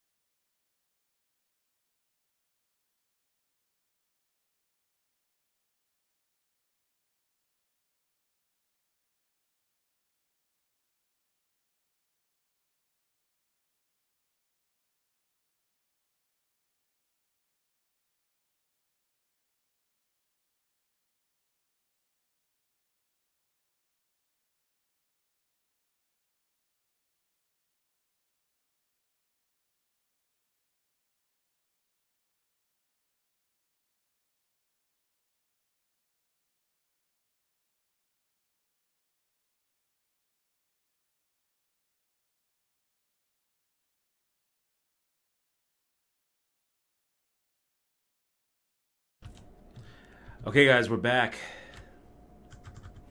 Little 4-7 offsuit action against Nitch's big blind.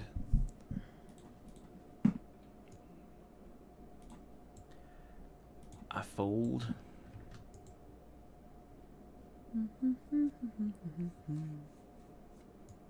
And guys, one more time, if you're not following the stream, if you're kind of new, you don't know what you're watching, make sure to click on the little heart button underneath X and Y down there. Get set up, help the stream grow, and get notified when we go live. Or you don't have to. You don't have to get notified, but it does help us out if you could click on that follow button. Of course, the subs really help us out. And we love you guys the most. Subs, thank you so much for supporting the stream. All the subscribers get that copy of Poker Tilt, a couple of fist bump patches, and you get to watch the old streams on the channel. You get that warm feeling of knowing that you're supporting content directly that you're enjoying and watching. Guys, really appreciate all of you being here and spending a little bit of your Saturday with us. I hope that we can close strong. It's been a rough day. Oh my gosh, uphill battles the whole way. But this one could turn it around. It's a nice little score there. $1,638 for first, and starts paying at 10. I think I need to be about right there to break even for the day. Sixth or better. Otherwise, it's going to be a bad start to the weekend grind.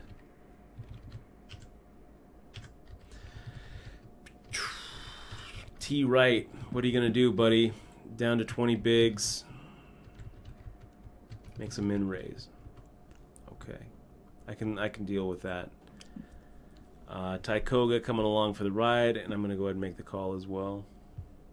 Hey Dutch.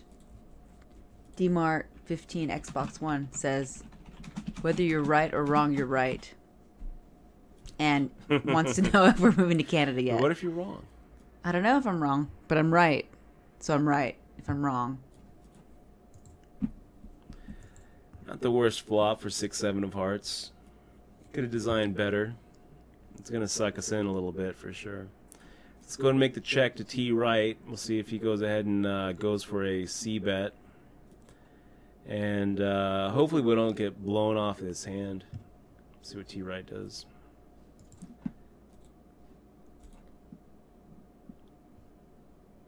So T right firing out a third. You know, the problem with making the call here is if we make the call, I think that we get blown off on the turn.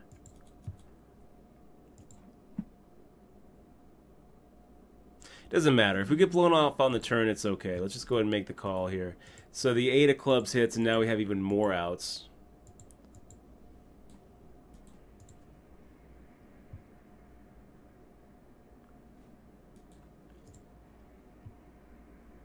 Am I going to count a 10 as an out? Yeah. Blown off. It's rough. It's okay.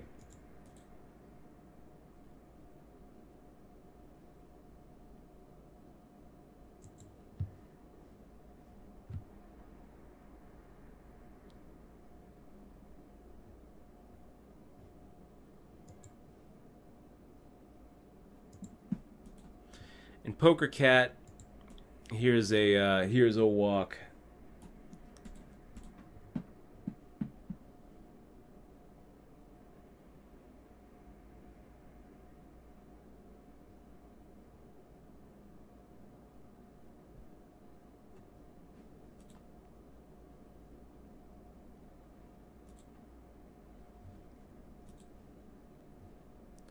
Little 6-2 off. Let's go for it. 1700.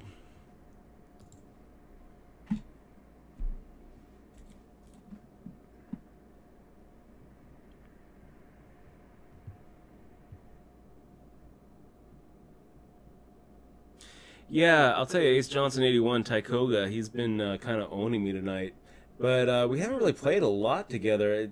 He's kind of new to this. Yeah, like I don't really recognize his name that much. So I definitely don't. I've got some notes on him just from tonight. So far he's been yeah, like I said, so far he's been kind of crushing me.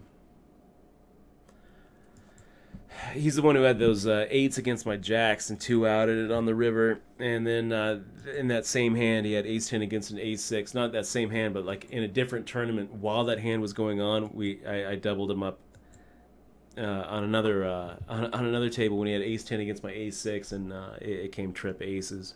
Ugh, brutal, and I didn't get away from it.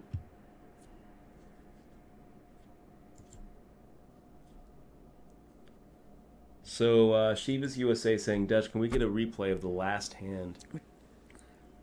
Which one are we talking about? Not sure which one you're talking about, Shiva's. Oh, if you're talking about the, if you're talking about that pocket nines hand, maybe that's what you're talking about. Let me see. Here it is. We can get a replay of it. So, started with 52,000. Actually, let's play this hand first. We got Tycoga now making a min raise.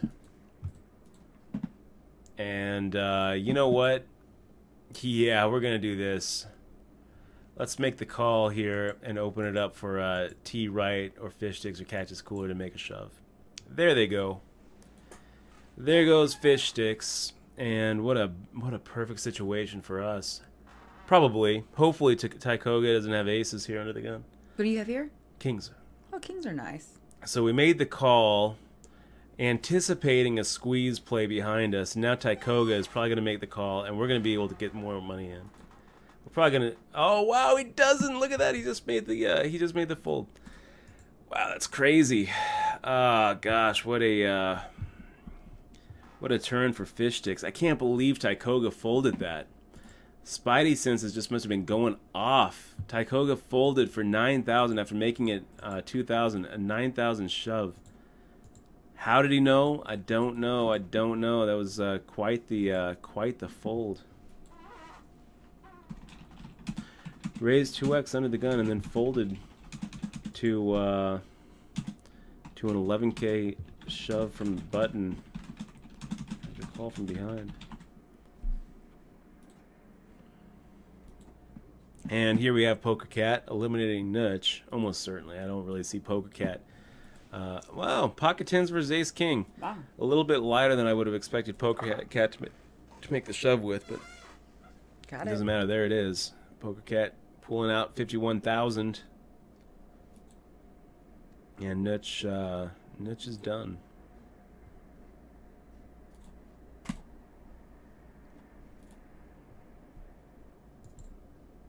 I wonder who I've never seen that name either. Tykoga?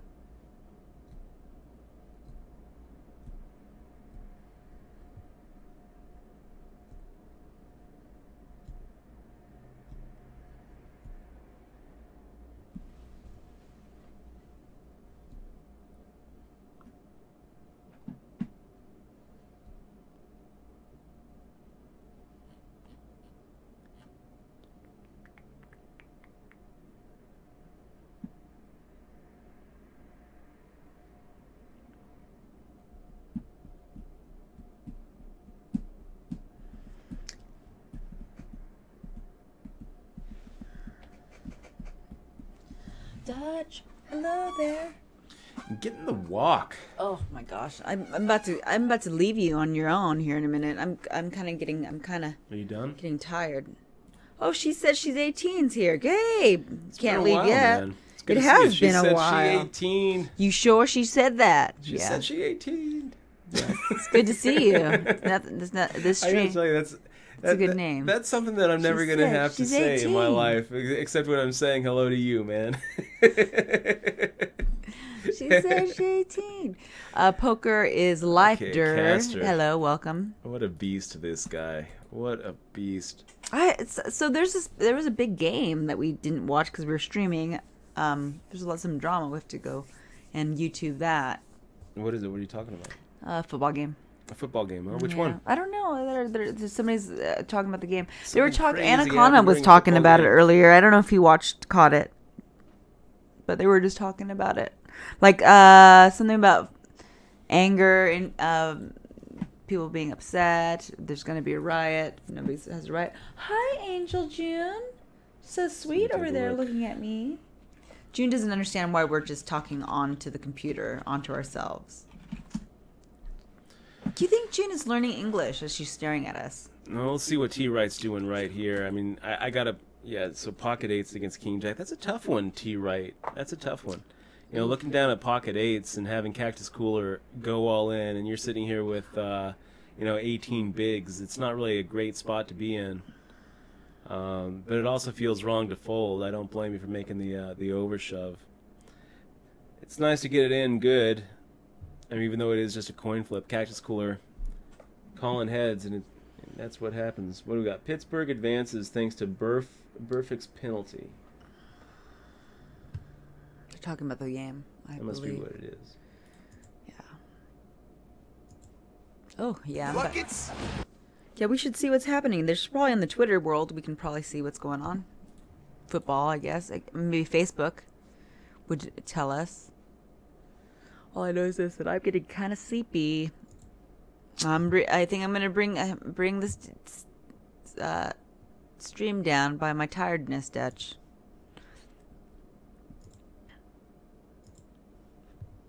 Maybe I should walk some more. Oh my god, I have so many freaking... I wonder if my brother's beating me by a lot. Probably is. So, T-Wright making the shove with ace-10. Poker Cat looking him up with the king-queen suited. And T-Wright, the best hand holding up. Nice hand there, T. Right. Oh my gosh, I'm so exhausted right now. I don't know how people can walk 10,000. I still don't. 10,000 seems like a lot of people walking. 10,000 steps? Steps. You do 10,000 steps. God dang, everybody's beating me now. Hold on. She did 40,000 steps the other day. No, I did 40,000 steps in 2 days. I did 22,000 steps. And that was a lot. Right. That was a lot of work. That I don't think I can maintain that every single day. Like, we're very stationary, you and I, because of what we do. Before I met Dutch, I was a very active person. Not that Dutch is an active person; it's that he does a lot of computer work, and I had a very active job, and I thought I was a lot more active than I am. I'm really not active at all. I'm actually really slow. I don't do much walking at all. Okay, so taking a shot against Tykoga here. It looks like a pretty good spot to try to go for a steal. We'll see if T. Right decides that this is a good spot to shove with 16 bigs. I wouldn't blame you. It would get through this time, T. Right. Folds, and Tykoga folds. Decides not to see a flop out of position. In another universe, maybe. Not this one. Tykoga going ahead and 3-betting it. Okay, buddy. You got it. So, I think this Fitbit saved my life. Yeah? Well, because, I wasn't walking worth a shit. I mean, you need to move your body around, you know? Yeah. Because of the blood clots and stuff, right? And your heart needs to beat.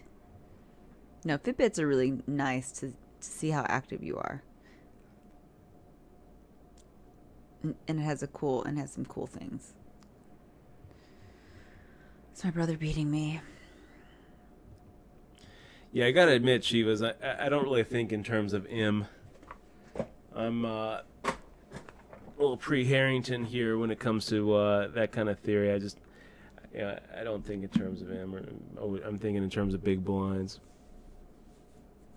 Green M zone. You're kind of dating yourself, Shivas, as far as when you start getting serious about poker. Things that make you go, oh, wow. Things that make you go, Vice Chick and I are very close to she has 200 behind me. 200 steps behind me. Very good job. I should cheer her. Yay, cheer. All right. I think I challenged my brother, but he's like too good to he's too good to run after me. He's always like, today he's only 1,000 ahead of me, so I gotta go walk. I love that shove, T. Right. I think it's just a perfect shove. It's a perfect shove. It's a perfect shove stack, and it's a perfect guy to do it against. Cactus Cooler with like 19 bigs who opens up for a min raise. Okay, little ace jack offsuit. Looks like it's going to be a 3-bet if one of these guys opens.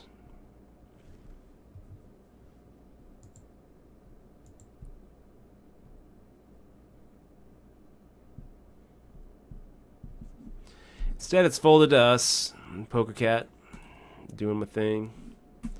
Doing my thing. Hopefully, it doesn't leave me with 7,600 chips to think about.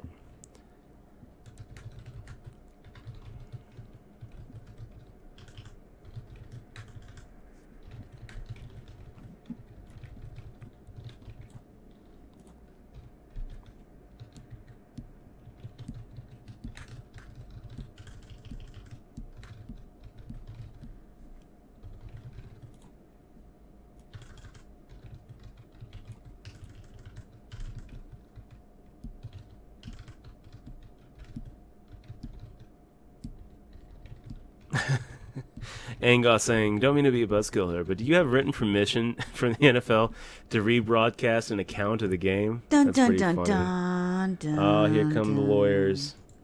Oh, wait, I shouldn't have said that either, right? Damn. Can't do anything nowadays. It's all good. We're going to get muted anyways, probably in that little section. There's precautionary things that happen. Let's see. I am going to go. I wonder what we got Poker Cat off of there. And I kind of felt like we were ahead every single street. But for Poker Cat to start thinking about it makes me think that maybe maybe she flopped something. Maybe she was looking at like a like an ace deuce or a king seven or something like that, where she kind of wanted to continue, but she didn't really know what to do. Every move felt wrong. Calling felt wrong. Raising felt wrong. Folding felt wrong. In the end, you go with the lesser of three evils.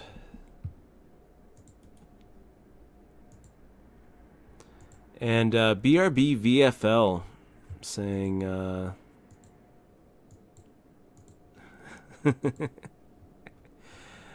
as far as moving the cursor back and forth between raising and folding and deciding, and you saying, oh, I'm sure that he knows exactly what he's going to do as soon as it happens, I would say not really. And a lot of times, kind of working it out in my head, trying to figure out whether I'm going to make the raise or not. And then sometimes it feels like it's, the right move is changing based on how long it takes. A lot of times I'm thinking, oh, well, probably should have made the raise, but now it's too late. So here thinking like, what would we make it? We'd make it 2,500 plus the 1,200. And I wouldn't say, so we're making like 3,700. I wouldn't say that like this is an auto fold. I think that you should at least think through all your options. We've got a God in Me though with 92,000 chips. Are we ever raising there? Yeah. Like sometimes we are. Like we're thinking about it. You got you just don't have that many options in poker. You got to think all of them, and you should never look at a situation and think, oh, well, it's an obvious fold. Yeah, I mean, it's an obvious fold, I guess, but it's also not a bad spot to raise. How about calling? How about calling, seeing a flop, and with the intention of trying to take it, post flop and trying to represent something against God and Me. I don't really like that as much because it's kind of inviting Caster and Cactus Cooler to come along for the ride. But you can never, discount raising. I don't know. And as far as like knowing exactly what I'm gonna do, no, I've got to think it through, and I'm just trying to make the right move.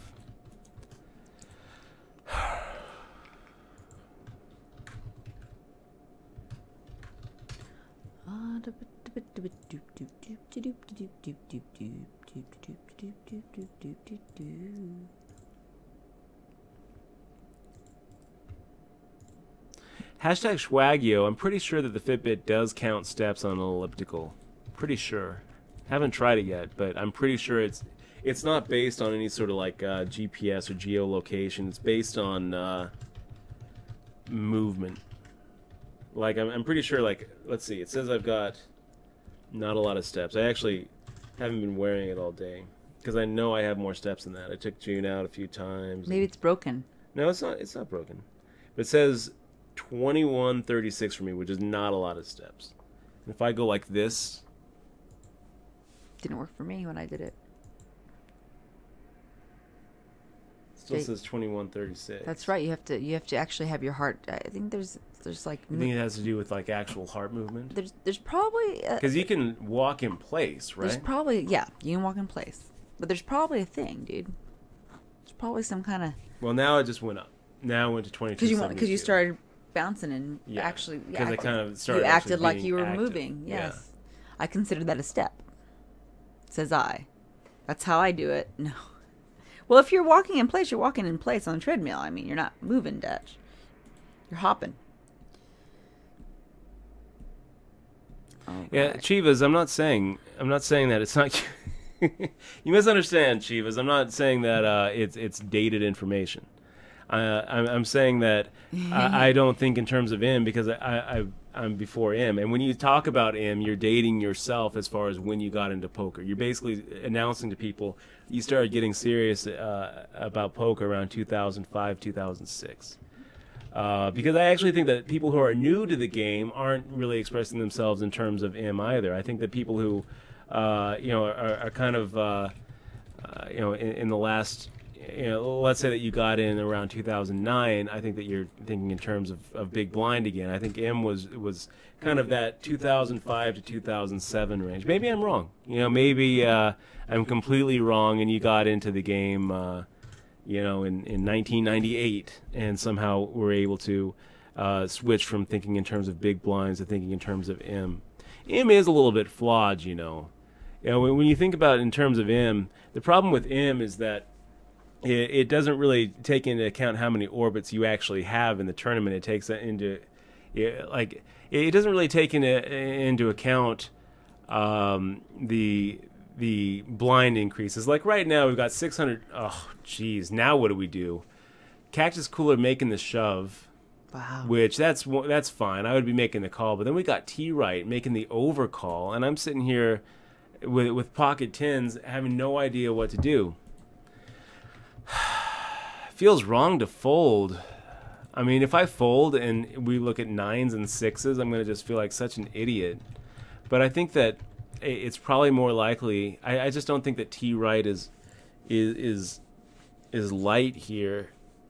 And by light, I mean smaller pocket pairs. I think the best case scenario is we're looking at like Ace King and Ace Queen. Okay, making the fold. If we knew that this was how it was going to play out, we're snap calling.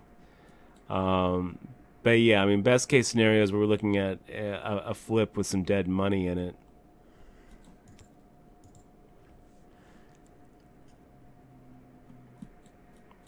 So we make the wrong fold, results wise, but then results wise it would have been a disaster because the pocket threes would have ended up would have ended up winning.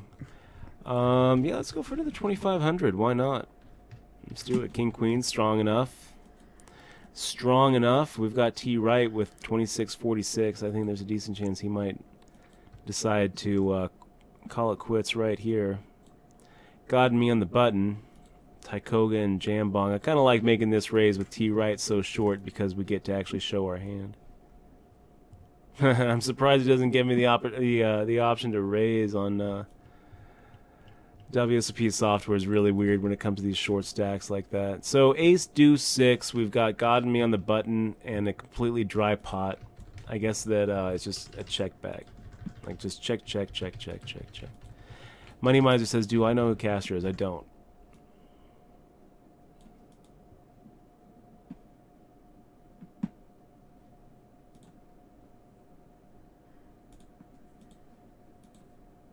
Same hand, nice hand there, T-Right.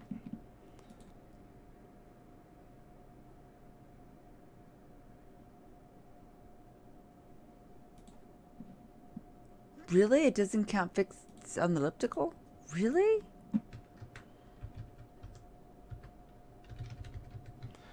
Adam Poker says, Dutch, why are you not playing the PCA? Adam, if I was going to travel to play an event this month, it wouldn't be PCA. I'd go out to Aussie Millions. I love the beach. I love the Caribbean. I really do. But going down to the Bahamas to spend $350 a night on a hotel room to be playing, the biggest tournament would be that 5,500. I just don't really think it's a plus EV value. I don't think it is. I think that if you want a vacation, then take a vacation. If you want to if you want a to actually make money on a poker trip, you're probably better off going to Australia or even like one of the stops that are going on right now. There's enough tournaments going on here in Vegas. I don't really feel the need to actually get on a plane and do a lot of traveling, and we'll probably do some traveling here pretty soon. I'm thinking about maybe playing LAPC. Almost certainly going to be doing WSOP, Europe or Asia Pacific or wherever they're going to have it this year. What do we do with God and Me?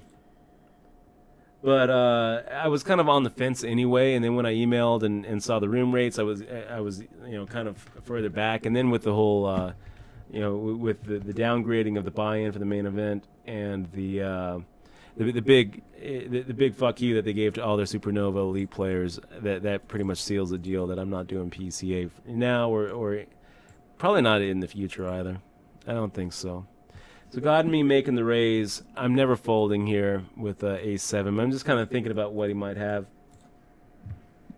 So a 6, 9, 10. Pretty good flop really for ace-7. Let's go for a check raise. That actually puts us in a good spot to fire out a half pot size bet.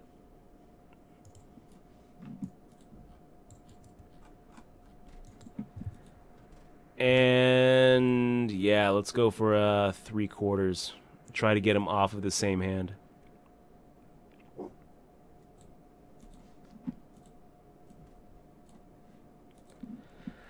I think there's a pretty good chance that we're splitting there, and I'm not too worried about I'm not too worried about him having better. So firing out 3/4 to try to get him off of like an ace-jack, ace-queen was the idea. So jack-8 off, gosh. Poker Cat, I'm going to give you another walk. Jack-8. Pretty decent hand, pretty good. That is not going to happen for a lot of players, but against Poker Cat, just too good. She's too good.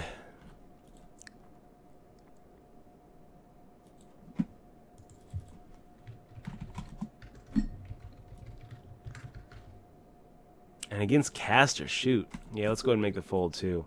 Caster and Poker Cat, man.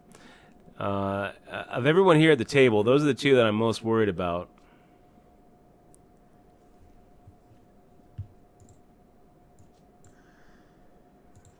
General Tob, good to see you in the stream, man. According to yourself, what is the easiest way to success in poker? The easiest way to success in poker. The easiest way to success in poker? Oh my gosh. What is the easiest? I guess bink in a big tournament. I mean, I don't really know, like... proper bankroll management and not getting drunk.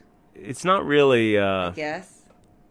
I don't really know how to even answer that. Like, what is success in poker? I really don't know. I don't know. No, easiest way to success, like succeeding. The easiest way to succeed in poker? He wants to know the easiest way to learn to be successful at the game. Like I don't know that that's what he's actually asking. I'm not really clear on the question. According to you, well, he doesn't. English is not his first language, Dutch. So he's like, according to you, what is the easiest way to succeed in poker, to success? So that's what he's saying. He's saying, according to you. According to me. How do you become a successful? Is that what he's going to say? Like how do you get? What's the best way to improve at poker? Yes, quickly. That's correct. Yes. I would say the best way is to. You're lucky I'm here. Read everything that you can.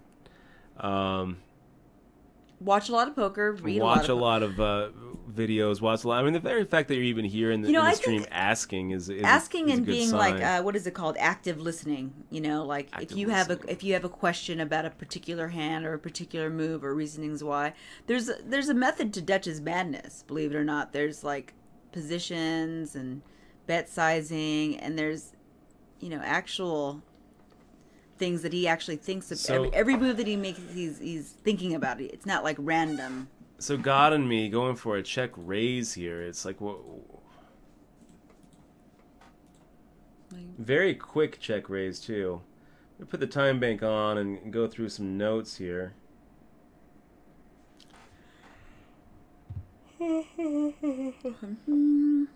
High over like 8 over 8. I wish I had like another 3 minutes to think this through. Looking at his history, and I mean, I don't think it would be a call even if I did have 3 minutes. I mean, I think that we're probably looking at a 6-outer, but I would like to think about it a little longer. It's kind of a weird line for God and me to take. With a 7-high board, check raising there seems kind of weird. It's a weird line. I've got some. I mean, it was a very quick check raise too.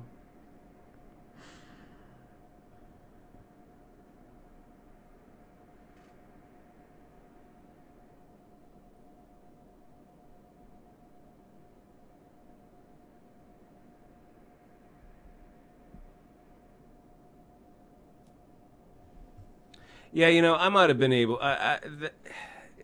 Actually, I probably should have just gone with it. That hand right there. That was probably the hand. That was probably a mistake to make the fold. Looking at his hand history, I think that.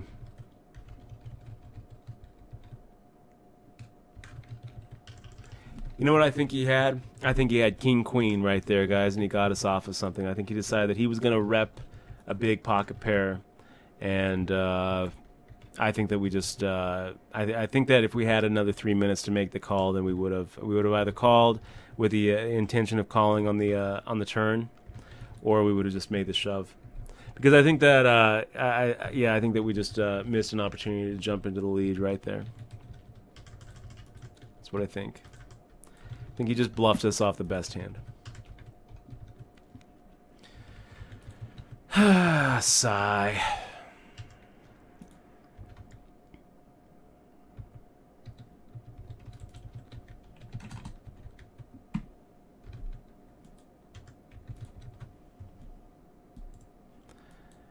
And God and me calling very quickly on the button.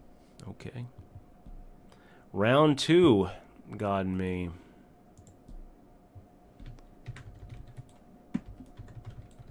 Well, pretty good flop, I guess, to represent something.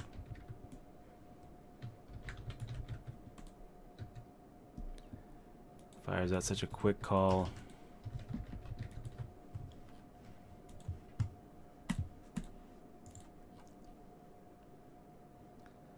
Half pot is going to do it.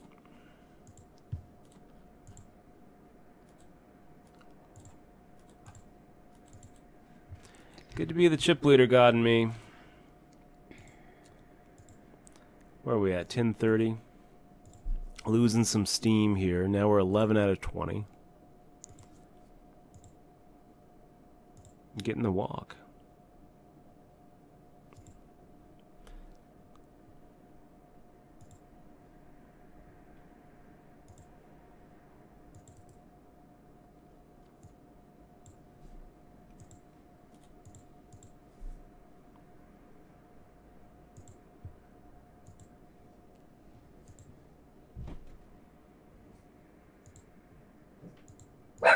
It's okay, baby June.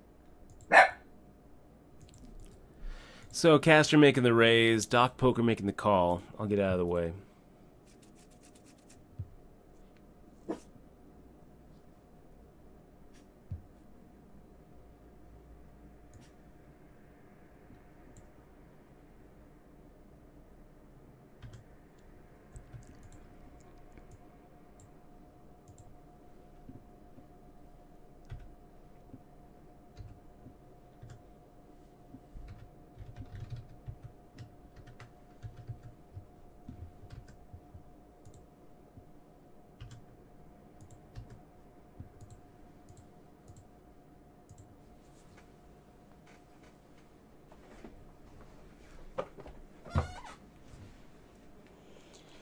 Oh my goodness gracious, great balls of fire.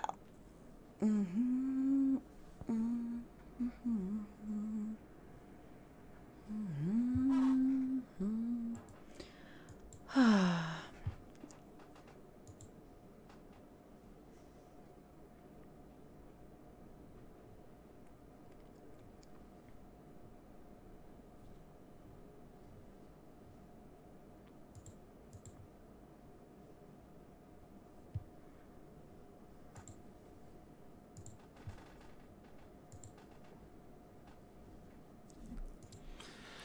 So we got a min raise and a min re-raise. I'll get out of here with King Jack.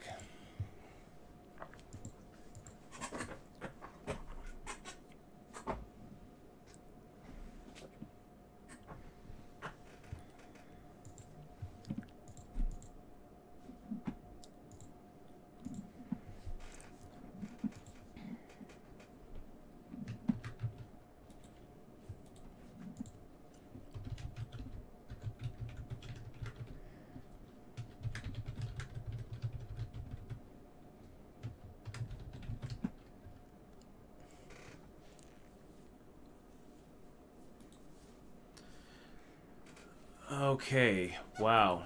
So Doc Poker made that min raise with King 9 offsuit. And how'd that go on the turn in the river?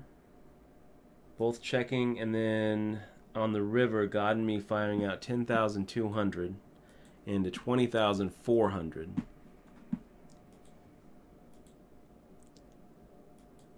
And oh man, look at that. Doc Poker fired out 2,000 into 16,000. I don't even know how, like, this one's a tough one for me to even wrap my head around, you guys. So he made it made a min 3-bet against the chip leader.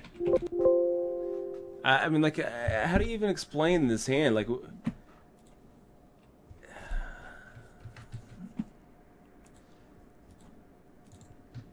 this, what's going on here? So pre-flop, we got God and me deciding to go ahead and min raise with. He's got Queen Jack offsuit. I can understand that. So God and me, 100,000. He's the chip leader of the tournament. He fires out a min raise. I have no problem with that. I think that's fine. I think it's good. It's a good min raise. And then you got Doc Poker 14 coming in here with a min 3-bet, which I hate. I think that's a horrible, min 3-bet. I just think it's never good. Doc Poker firing out 7,950 into 10,600. I'll tell you what, guys.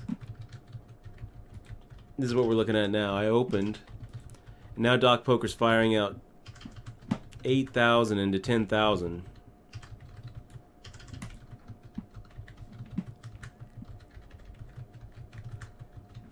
If it weren't for the fact that we just saw how he plays absolute air, this is what he does with King 9 offsuit into 16,400 when check 2. Fires out 2,000 into 16,400. What kind of stupid move is that? So then God and me checks to him. The 9 comes on the turn. And this is kind of a weird call by God and me too. I mean, he check calls, but like, what are you supposed to do when he fires out 2,000 into 16,400? I guess the idea is to call and try to take it on the... Wait. Stop everything. There's no fucking winner.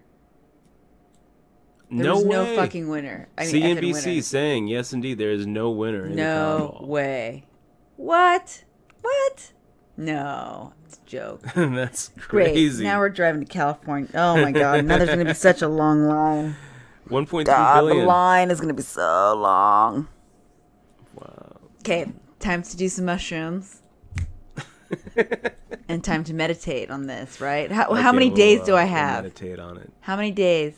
So I'm gonna make this fold, but take a look at you get a 2,000. I gotta say, I think God and me, you're probably better off instead of check calling with the idea of taking it in a later street. You're probably better off just check raising here, because like, what are you hoping is gonna happen? You're hoping that he's gonna check back on the turn, and you can fire out on the river. Well, that's what happens. So the 9 comes. Doc Poker decides to go ahead and check back. He has King 9 here. And then the river comes another 9. Now God and me decides to go ahead and take his shot and fires out a half pot size bet.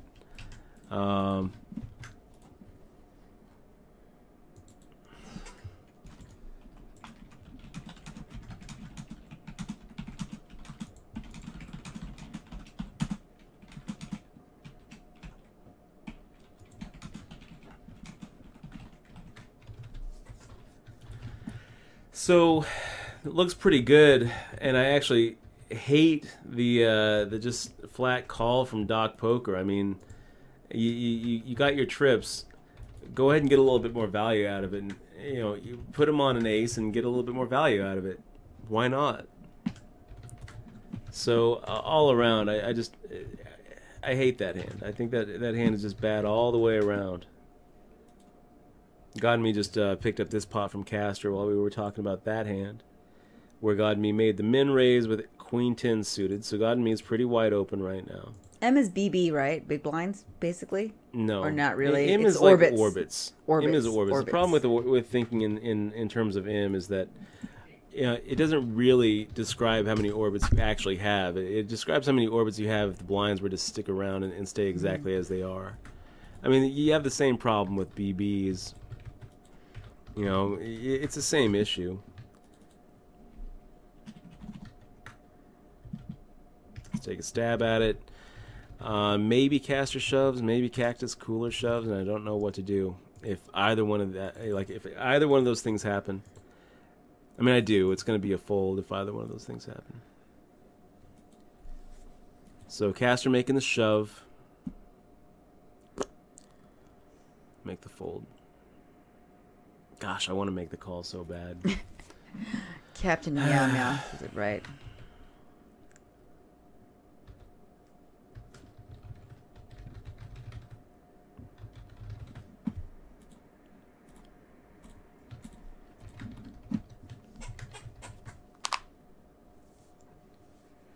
So now we're at 18 bigs, which is fine. Atom Poker, we don't use a HUD when we play because it's illegal in Nevada.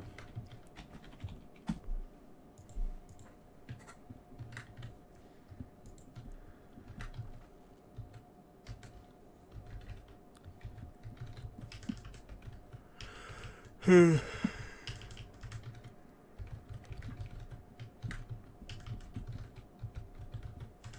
tired over there? You should get in there.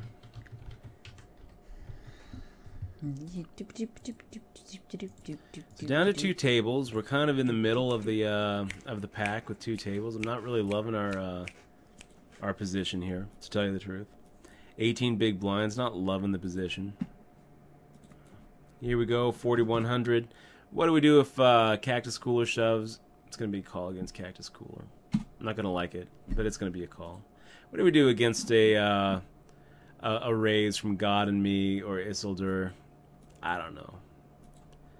Luckily, we don't really have to think about it.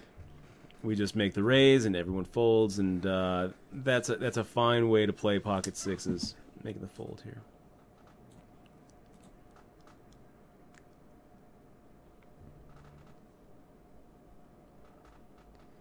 In the middle of the night, I've been walking in my sleep. Yeah, so the way that you figure out him is you count up the antes. Oh, Wednesday, okay. You count up the big blind and the small blind, and you divide your stack by that amount. So the basic idea is like an M of 5 means that you have 5 more orbits, right? An M of 10 means that you would have 10 orbits. And then there are a couple of other variables that Harrington likes to use in his book. One is effective M. The idea behind effective M is you divide your M by the number of players at the table, I think, or the proportion of if you have like an M of 6, but there's only but you're only playing 6-handed as opposed to 9-handed. You're supposed to adjust the M based on how many players are actually at your table. If you're at a short table. There was also Q, which is a concept that never really caught on. Which the idea behind Q was somehow taking your stack.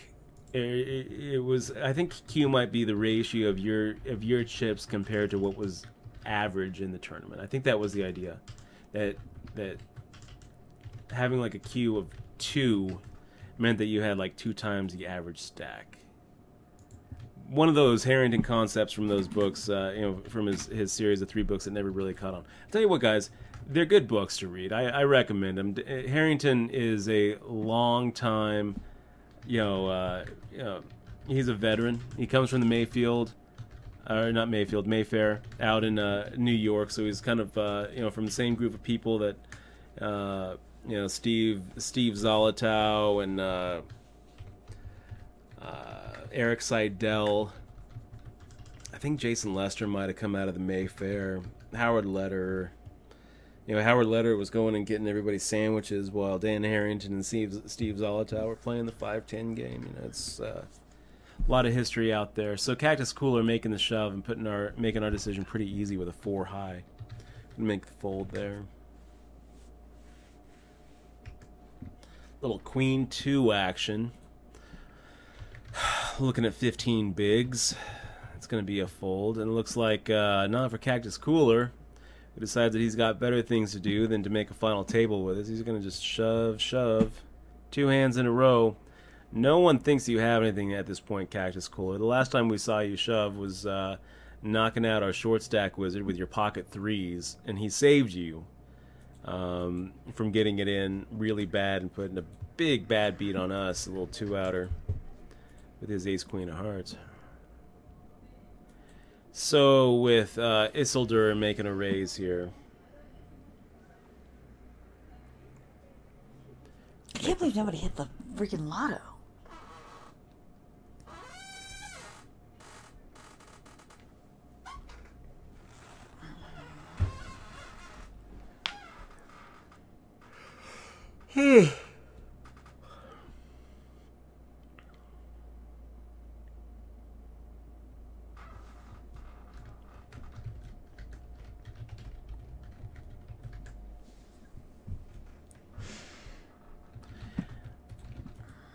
Yeah, drinker of ales. It's just not a true statement. Saying no lottery is an investment unless the peeps who made the lottery can't math. I mean, you know, it's very similar to a progressive jackpot on a slot machine or a video poker machine. And it happens all the time. It happens all the time where a slot machine or a video poker machine becomes plus EV by virtue of the fact that the progressive jackpot reaches a certain inflection point. The Powerball is basically the same thing except on a very macro scale, where the reason it can be plus EV and the reason it can be an investment at this point is because of all the people who were willing to put the money in when it was 100 million or 150 million or 200 million or 250 all the way up. So at this point, yeah, go buy a lottery ticket. It is an investment. I mean, it's as much of an investment as any other gambling play. And of course, it's not going to really, it's the kind of, long shot where you shouldn't really put too much in. Yeah, but you could randomly be in the long shot. Buy a ticket at this point. Why not? We all have the likelihood of winning if you buy a ticket. You have to buy a ticket. But I don't know. It's fun. Are we going to wait in line for that? I mean, yeah. Yeah, I don't want to. I have anxiety. I don't want to wait in line over it. So somebody asked about you calling with the King 9. Do you remember that hand? Tim Clark asked, how do you call there with King 9 on that board? I don't know if you remember it. It's a while ago, Tim, so that was about... Yeah, I wasn't actually... 10 minutes ago. He's not talking about a hand that I was actually... Oh, somebody else was in it? Yeah. And he was criticized. Okay, wow, look at this. How lucky is you, Cactus Cooler? How wonderful is that to get into a situation where you're up against queens and jacks after so many all-in shoves there? Pulling out the double elimination... Pew, pew. And Cactus Cooler, what the hell, dude?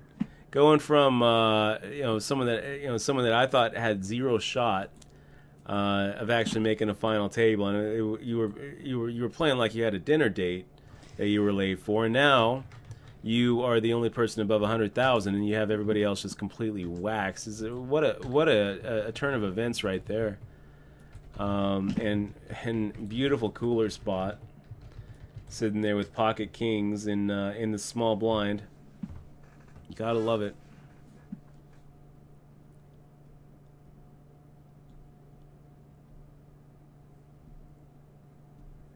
Calling with the kings, turning the nuts to make the shove. And it's funny. I hate the call. Let me look at the. You guys see this? I actually hate this call. I hate this call. The way that Cactus Cooler played this hand, I really hate. So we've got Isildur with a pretty nice stack making a raise, and Cactus Cooler with pocket kings decides to go ahead and just call, which invites Turn the Nuts to go ahead and see a pretty cheap flop. You're just not going to be able to count on Turn the Nuts making the shove.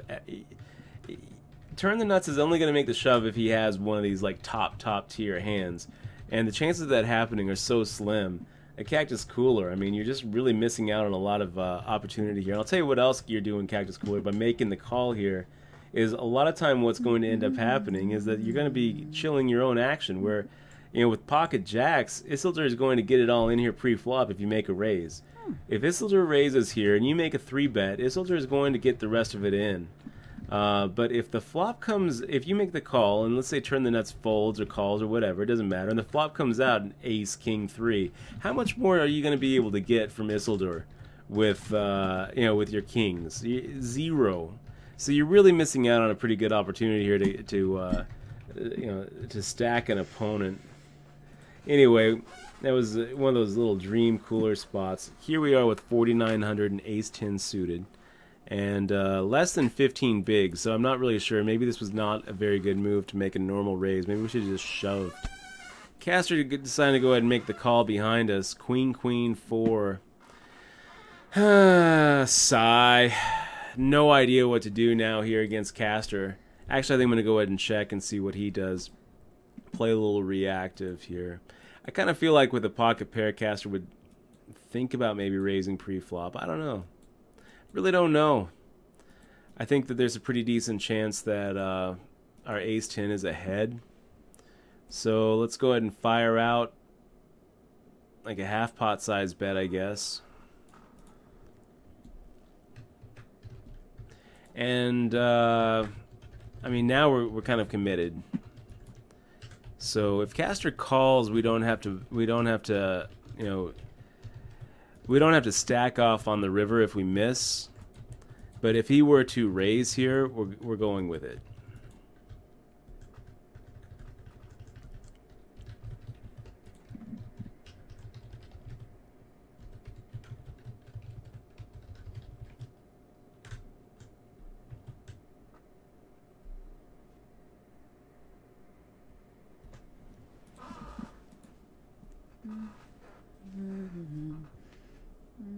So now Cactus cooler, 76-12.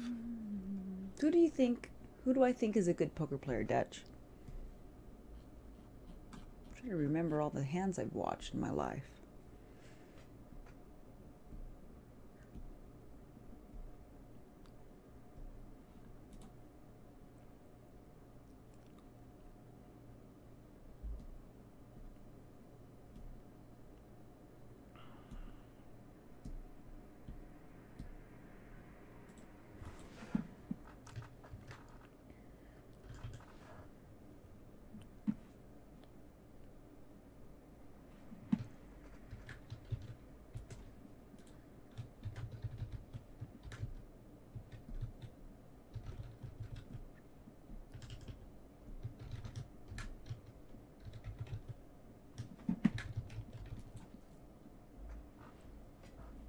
That's a hard question.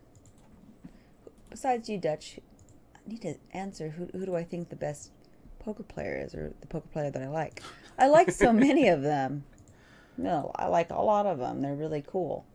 I'm gonna say Lane Flack and Jeff Madsen, but then again, they're a lot of fun to play with. Both of them are really fun. Very, very tough players. Well, like he's asking me who my favorite is. I mean, yeah. It's kind of hard to have a favorite. Those two would be up there for me. As far as the toughest players I've ever played with, I mean, I don't think that Madsen and Lane are slouches by any means. They're tough players. What year was it when they were like in the final table together? That was an awesome match. I got some good pictures of them. What was that? I think that was a shootout. I do feel though that they're the kind of players who aren't going to like go out of their way to bust other tough players. I mean, I think that they're a lot more likely to just kind of attack the weaker spots than other players I've played with. I kind of feel like I would say maybe the toughest player I've ever played with was probably John Jawanda. That's probably who I would put up there as like the one that I feel like your favorite, is the toughest to play against. Oh yeah, John Jawanda. I don't necessarily think he's the best. I just feel like he's the toughest that I've personally played against. I also think Eric Seidel is maybe the toughest I've ever played. Eric Seidel's really good. But I don't think he's like he's asking me like my favorite. Yeah, I'm responding to two different things. Adam Poker was the one who asked. He asked me that. My favorite Poker asked me. My favorite poker player? No, I'm just teasing. Hey guys, we're gonna be right back. 3 minutes and 39 seconds to go. We're tired and delirious. We're gonna take a nap. Are be 9 back. out of 13. The tournament pays 10. Yay. And we need to get 6th or better to get even for the day. First place would be a nice little chunk of change, 1,638. We'll be right back.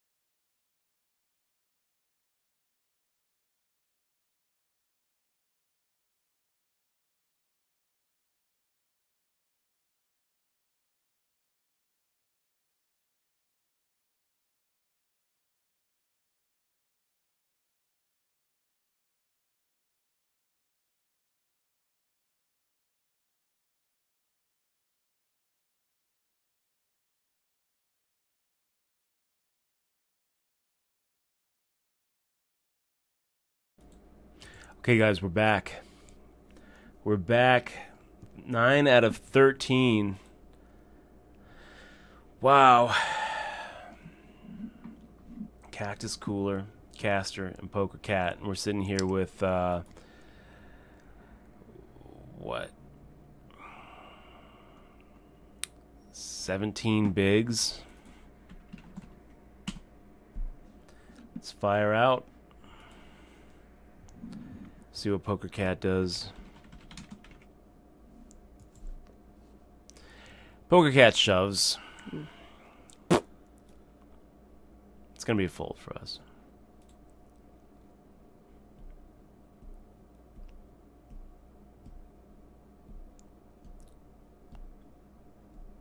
Oh, you know what? I think those pictures are on your page. That's where they be.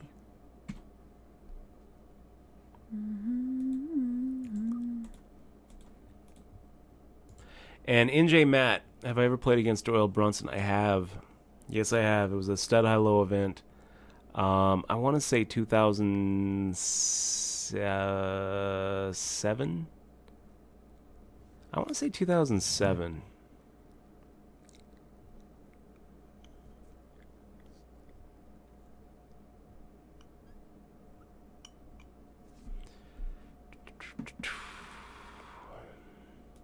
So now we're looking at what, like 13 bigs?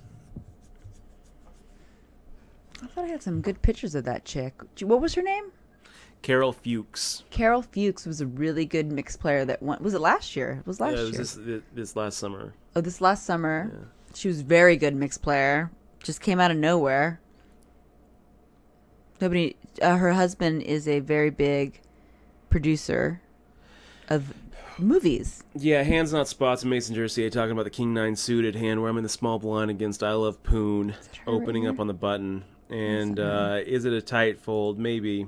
I guess the question is, like, what's your plan with it?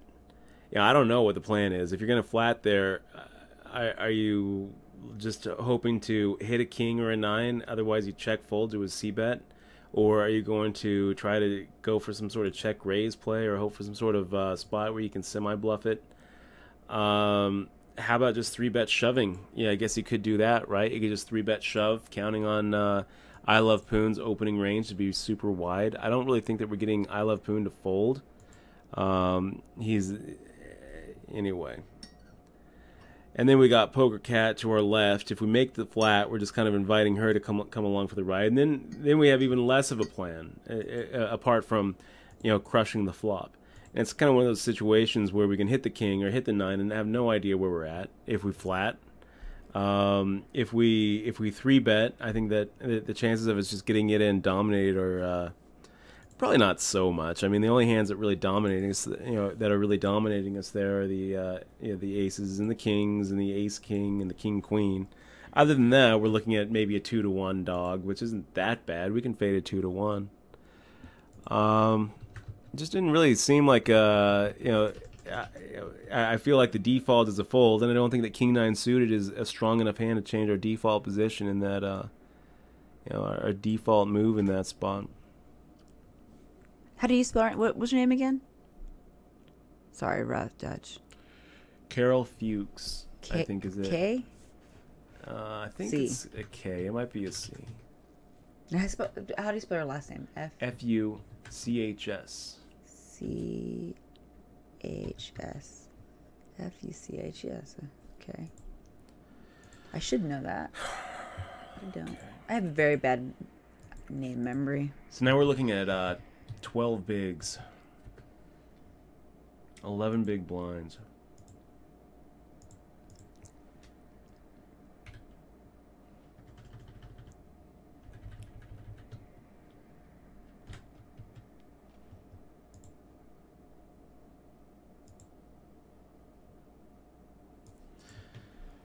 Making the fold.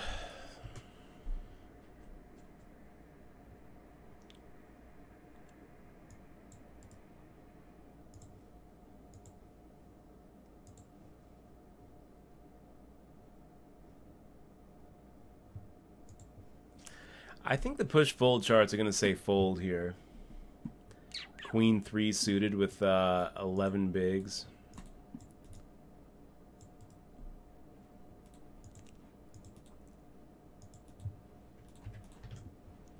Looks like we got B. Shriver still here too. Number 1 in the and it should be a shove. If one of these guys opens, then maybe I'll just let it go. If it goes fold, fold, fold, it's a shove from me. What do we do if I Love Poon min raises? I think it's going to be a fold. I mean, the question is, do we have fold equity here? I don't think we do. Not against I Love Poon, and not with those stacks. I think that I Love Poon would love nothing more than to send us home in 13th place right now.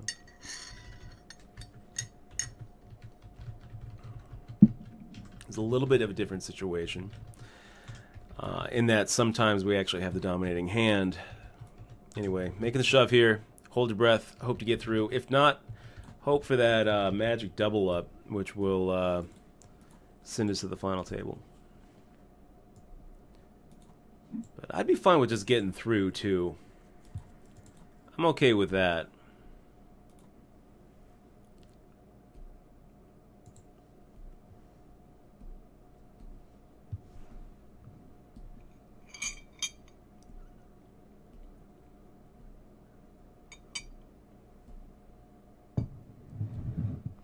Nice hand. What did you have here? Pocket fives. That's pretty good.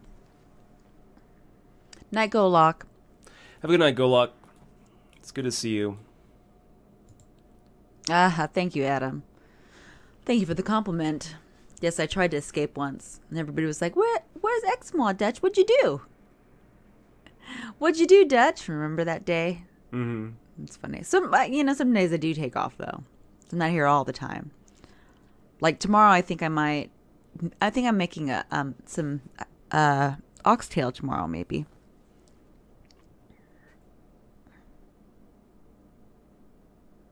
Every time I see God in me, it looks like it says "God damn it" to me. Every time I glance at it, it's "God damn it." Oh, it's God and me. So still 11 out of 13. Nobody really wanting to get knocked out here. We got at the other table. We got Mozilla, Zizzy, Nuts in Your Face, Doc Poker, Beach Reaver, and War Eagle. Shreever and Mozilla sometime hang out in the stream. So if you guys are here, good luck. Good luck, guys. Poker Cat shoving there with Oh wow. with 10 bigs and getting the quick call from I Love Poon with the 8s. Wow. Looks like Poker Cat's gonna hit that 6-outer on the end. So nice hit there, Poker Cat. Nice hit. I Love Poon losing a little 30% of his stack. Sour taste in his mouth. Nice hand there, Poker Cat. Here she's going for 2 hands in a row. 2 hands in a row. God and me making the call. And looking at 4-1 to make the call here with 4 high. I think it's way too much of our stack, though, to really put it in. So making the fold.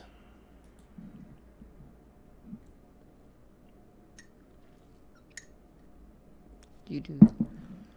Fading a big blind and a small blind. And we're going to be down to... well, in 1 minute, we're going to be looking at 10 bigs. God, I hate making the shove here. It's going to be a shove, though. I mean, if Deluxe folds and I Love Poon folds, it's going to be a shove from us. Jack 6 suited figures to be ahead of Poker Cat's range. It's ahead of the random hand. I Love Poon deciding to go and make the min raise, make the fold.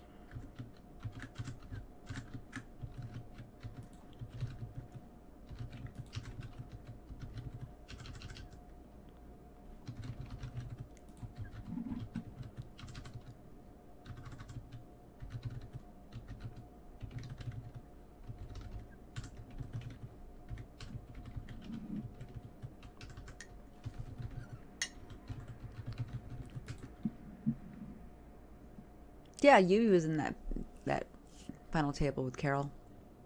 Yeah, remember? I do. And so was Mizraki. Was it Eric or the? I'm pretty Mike? sure it was Mike or No, was it Rob? It was Rob. Rob. It was It Rob. was Rob, yeah.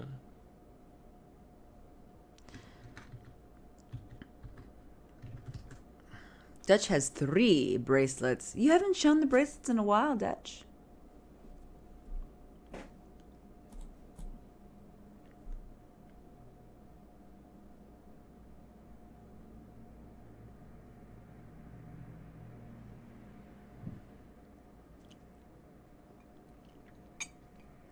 Oh, Poker Cat has some chips now, huh?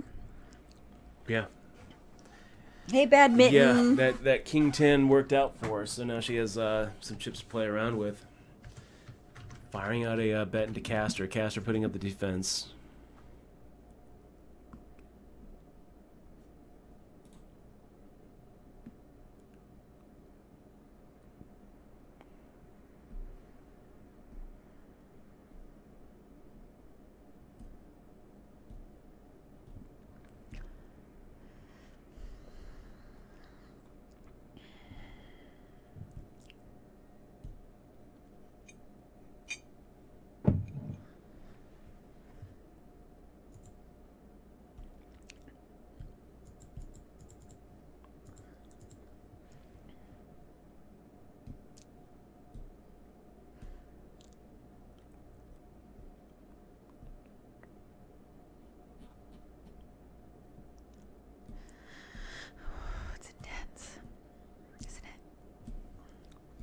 And it's a pretty critical point in the tournament for sure. Oh, there's still a lot of people left. Poker Cat. I mean, we've been sticking around at 13 for the last like 3 orbits. I mean, no one is moving. No one is doing anything.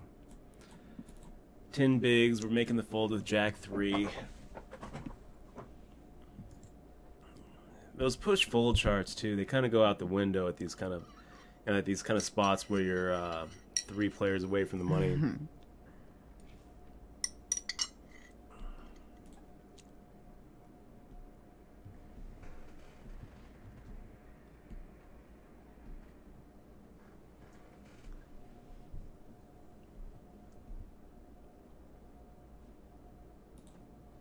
Jack 4. It's going to be a fold.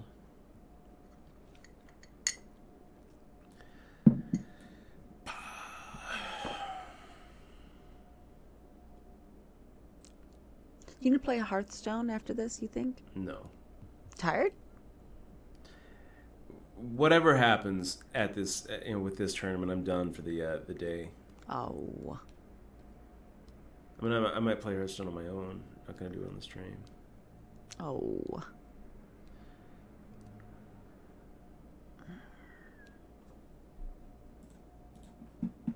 What if I gave you $1 billion? Would you do it? I would gladly accept. What if I gave you a lotto ticket and you could possibly win $1 billion?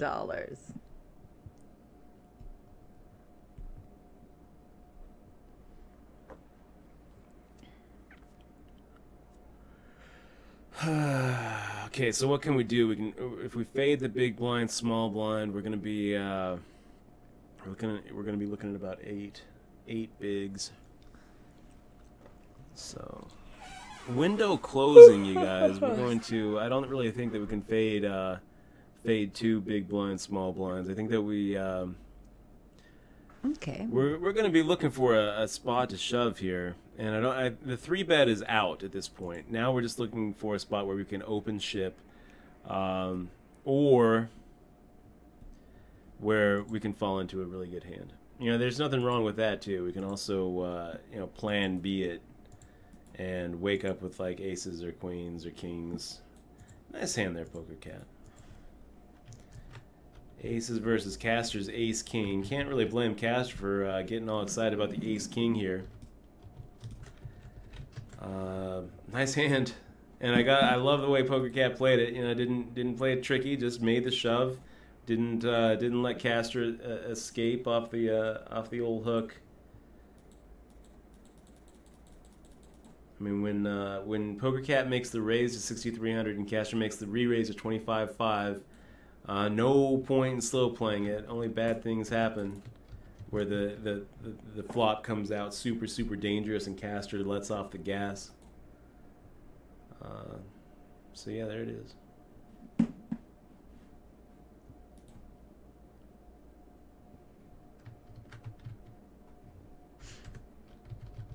And I don't see what we just missed here. So now we are hand for hand. 2 people left. And we're at the bottom. A double up, though, would put us in somewhere around 9th. So it actually is pretty significant for us to double up. Against Cactus Cooler's 3-bet, it's going to be a fold. We'll see what Caster does.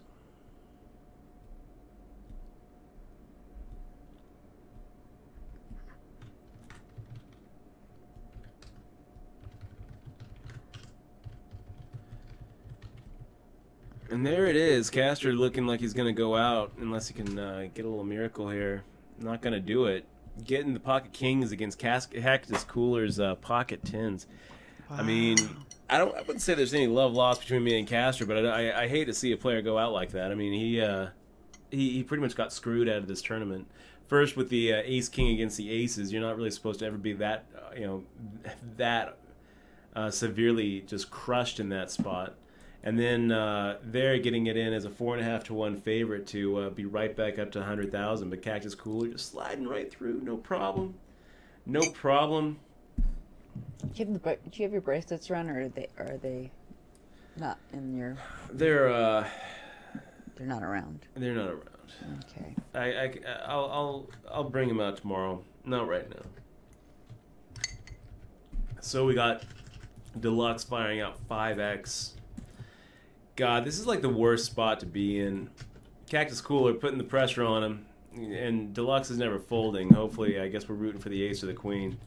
Wow, look at all those outs. I mean, like half the deck here. There it is. We are in the money, boys. In the money. That puts a little bit of pressure off of us, and we're looking at 8 big blinds, looking for our spot to make a shove.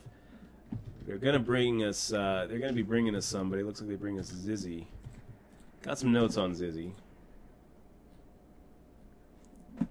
I don't think that we can make the shove here with Jack 6. One of the problems with the bubble just breaking is now people are going to be expecting everybody else to kind of be Aggro. A little more aggro, a little looser. Dutch. Also, Larry Friendly had a bad day in Oklahoma, or in this What happened? WSOP.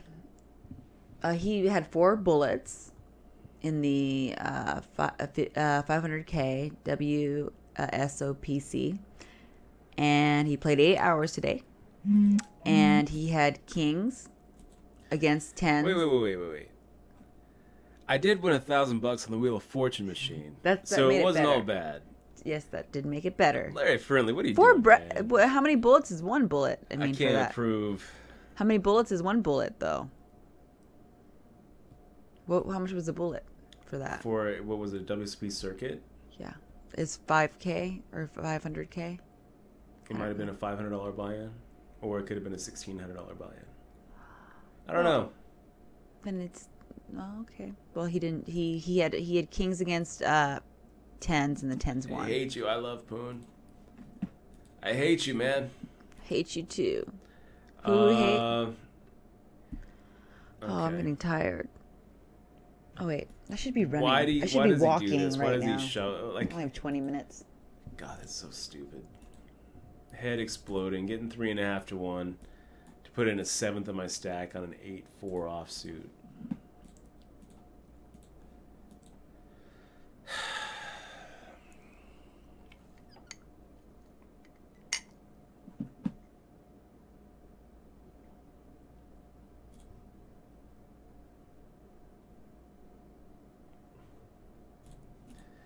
He's got 260,000 guys. He'd have to call 16,000 more. Is he ever folding there? Ever? I don't think so. I don't think he's ever folding there. So I'm making the fold, and I'm going to try to, I guess, shove with something better than 8 high. Hopefully, I mean, the last 2 hands have been like looking for anything, and both of them are 8 high. Come on, guys, we gotta will it, believe it. Larry Friendly said, by the way, Dutch, the 500K Choctaw got almost 4,200 runners and had a 1.25 million prize pool, biggest circuit attendance ever, they said. So that he's sad about that. Okay, aces.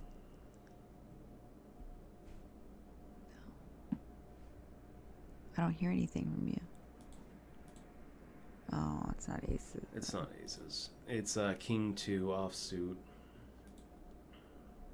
Wonder if the final table bubble breaks before we have to hit another big blind. I think it probably does. I think we probably don't have to fade that big blind again.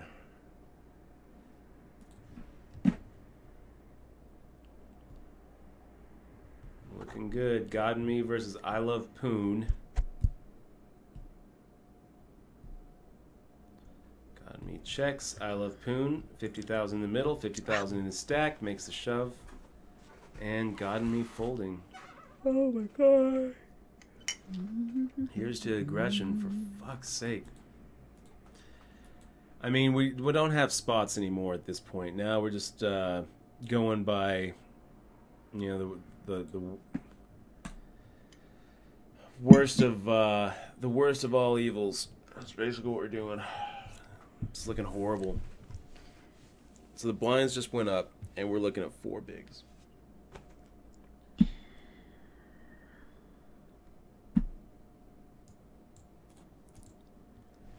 It's gonna do it right here. Little king jack offsuit, 5-handed. This looks okay. Fold, fold, fold, call with a jack 7, and we're looking great. That's not what we want to see. That's okay though. So God and me making the call, Zizzy making the reshove, and I love the spot. Except he fucking hits the goddamn set. Okay, guys, that's gonna do it. That's gonna do it. So we go out 10th place. We get a little bit of a money bump right there. $158. Not the worst. Not the worst thing. But so no Hearthstone?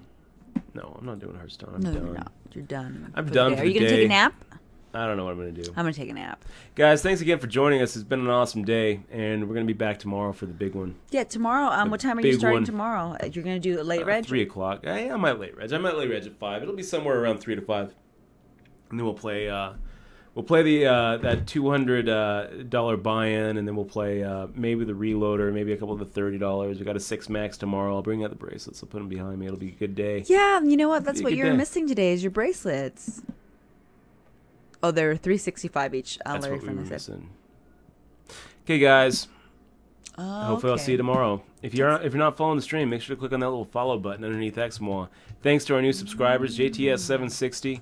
Our most recent subscriber, and thanks for the follows. You guys are awesome. Yeah, and you guys remember to fill out that form for your patches so we can send them out. And I'm gonna go night-night. So night-night, everybody. And June still loves me. I just don't know where she's at. She's independent. Okay, see you guys later. Thanks for hanging out.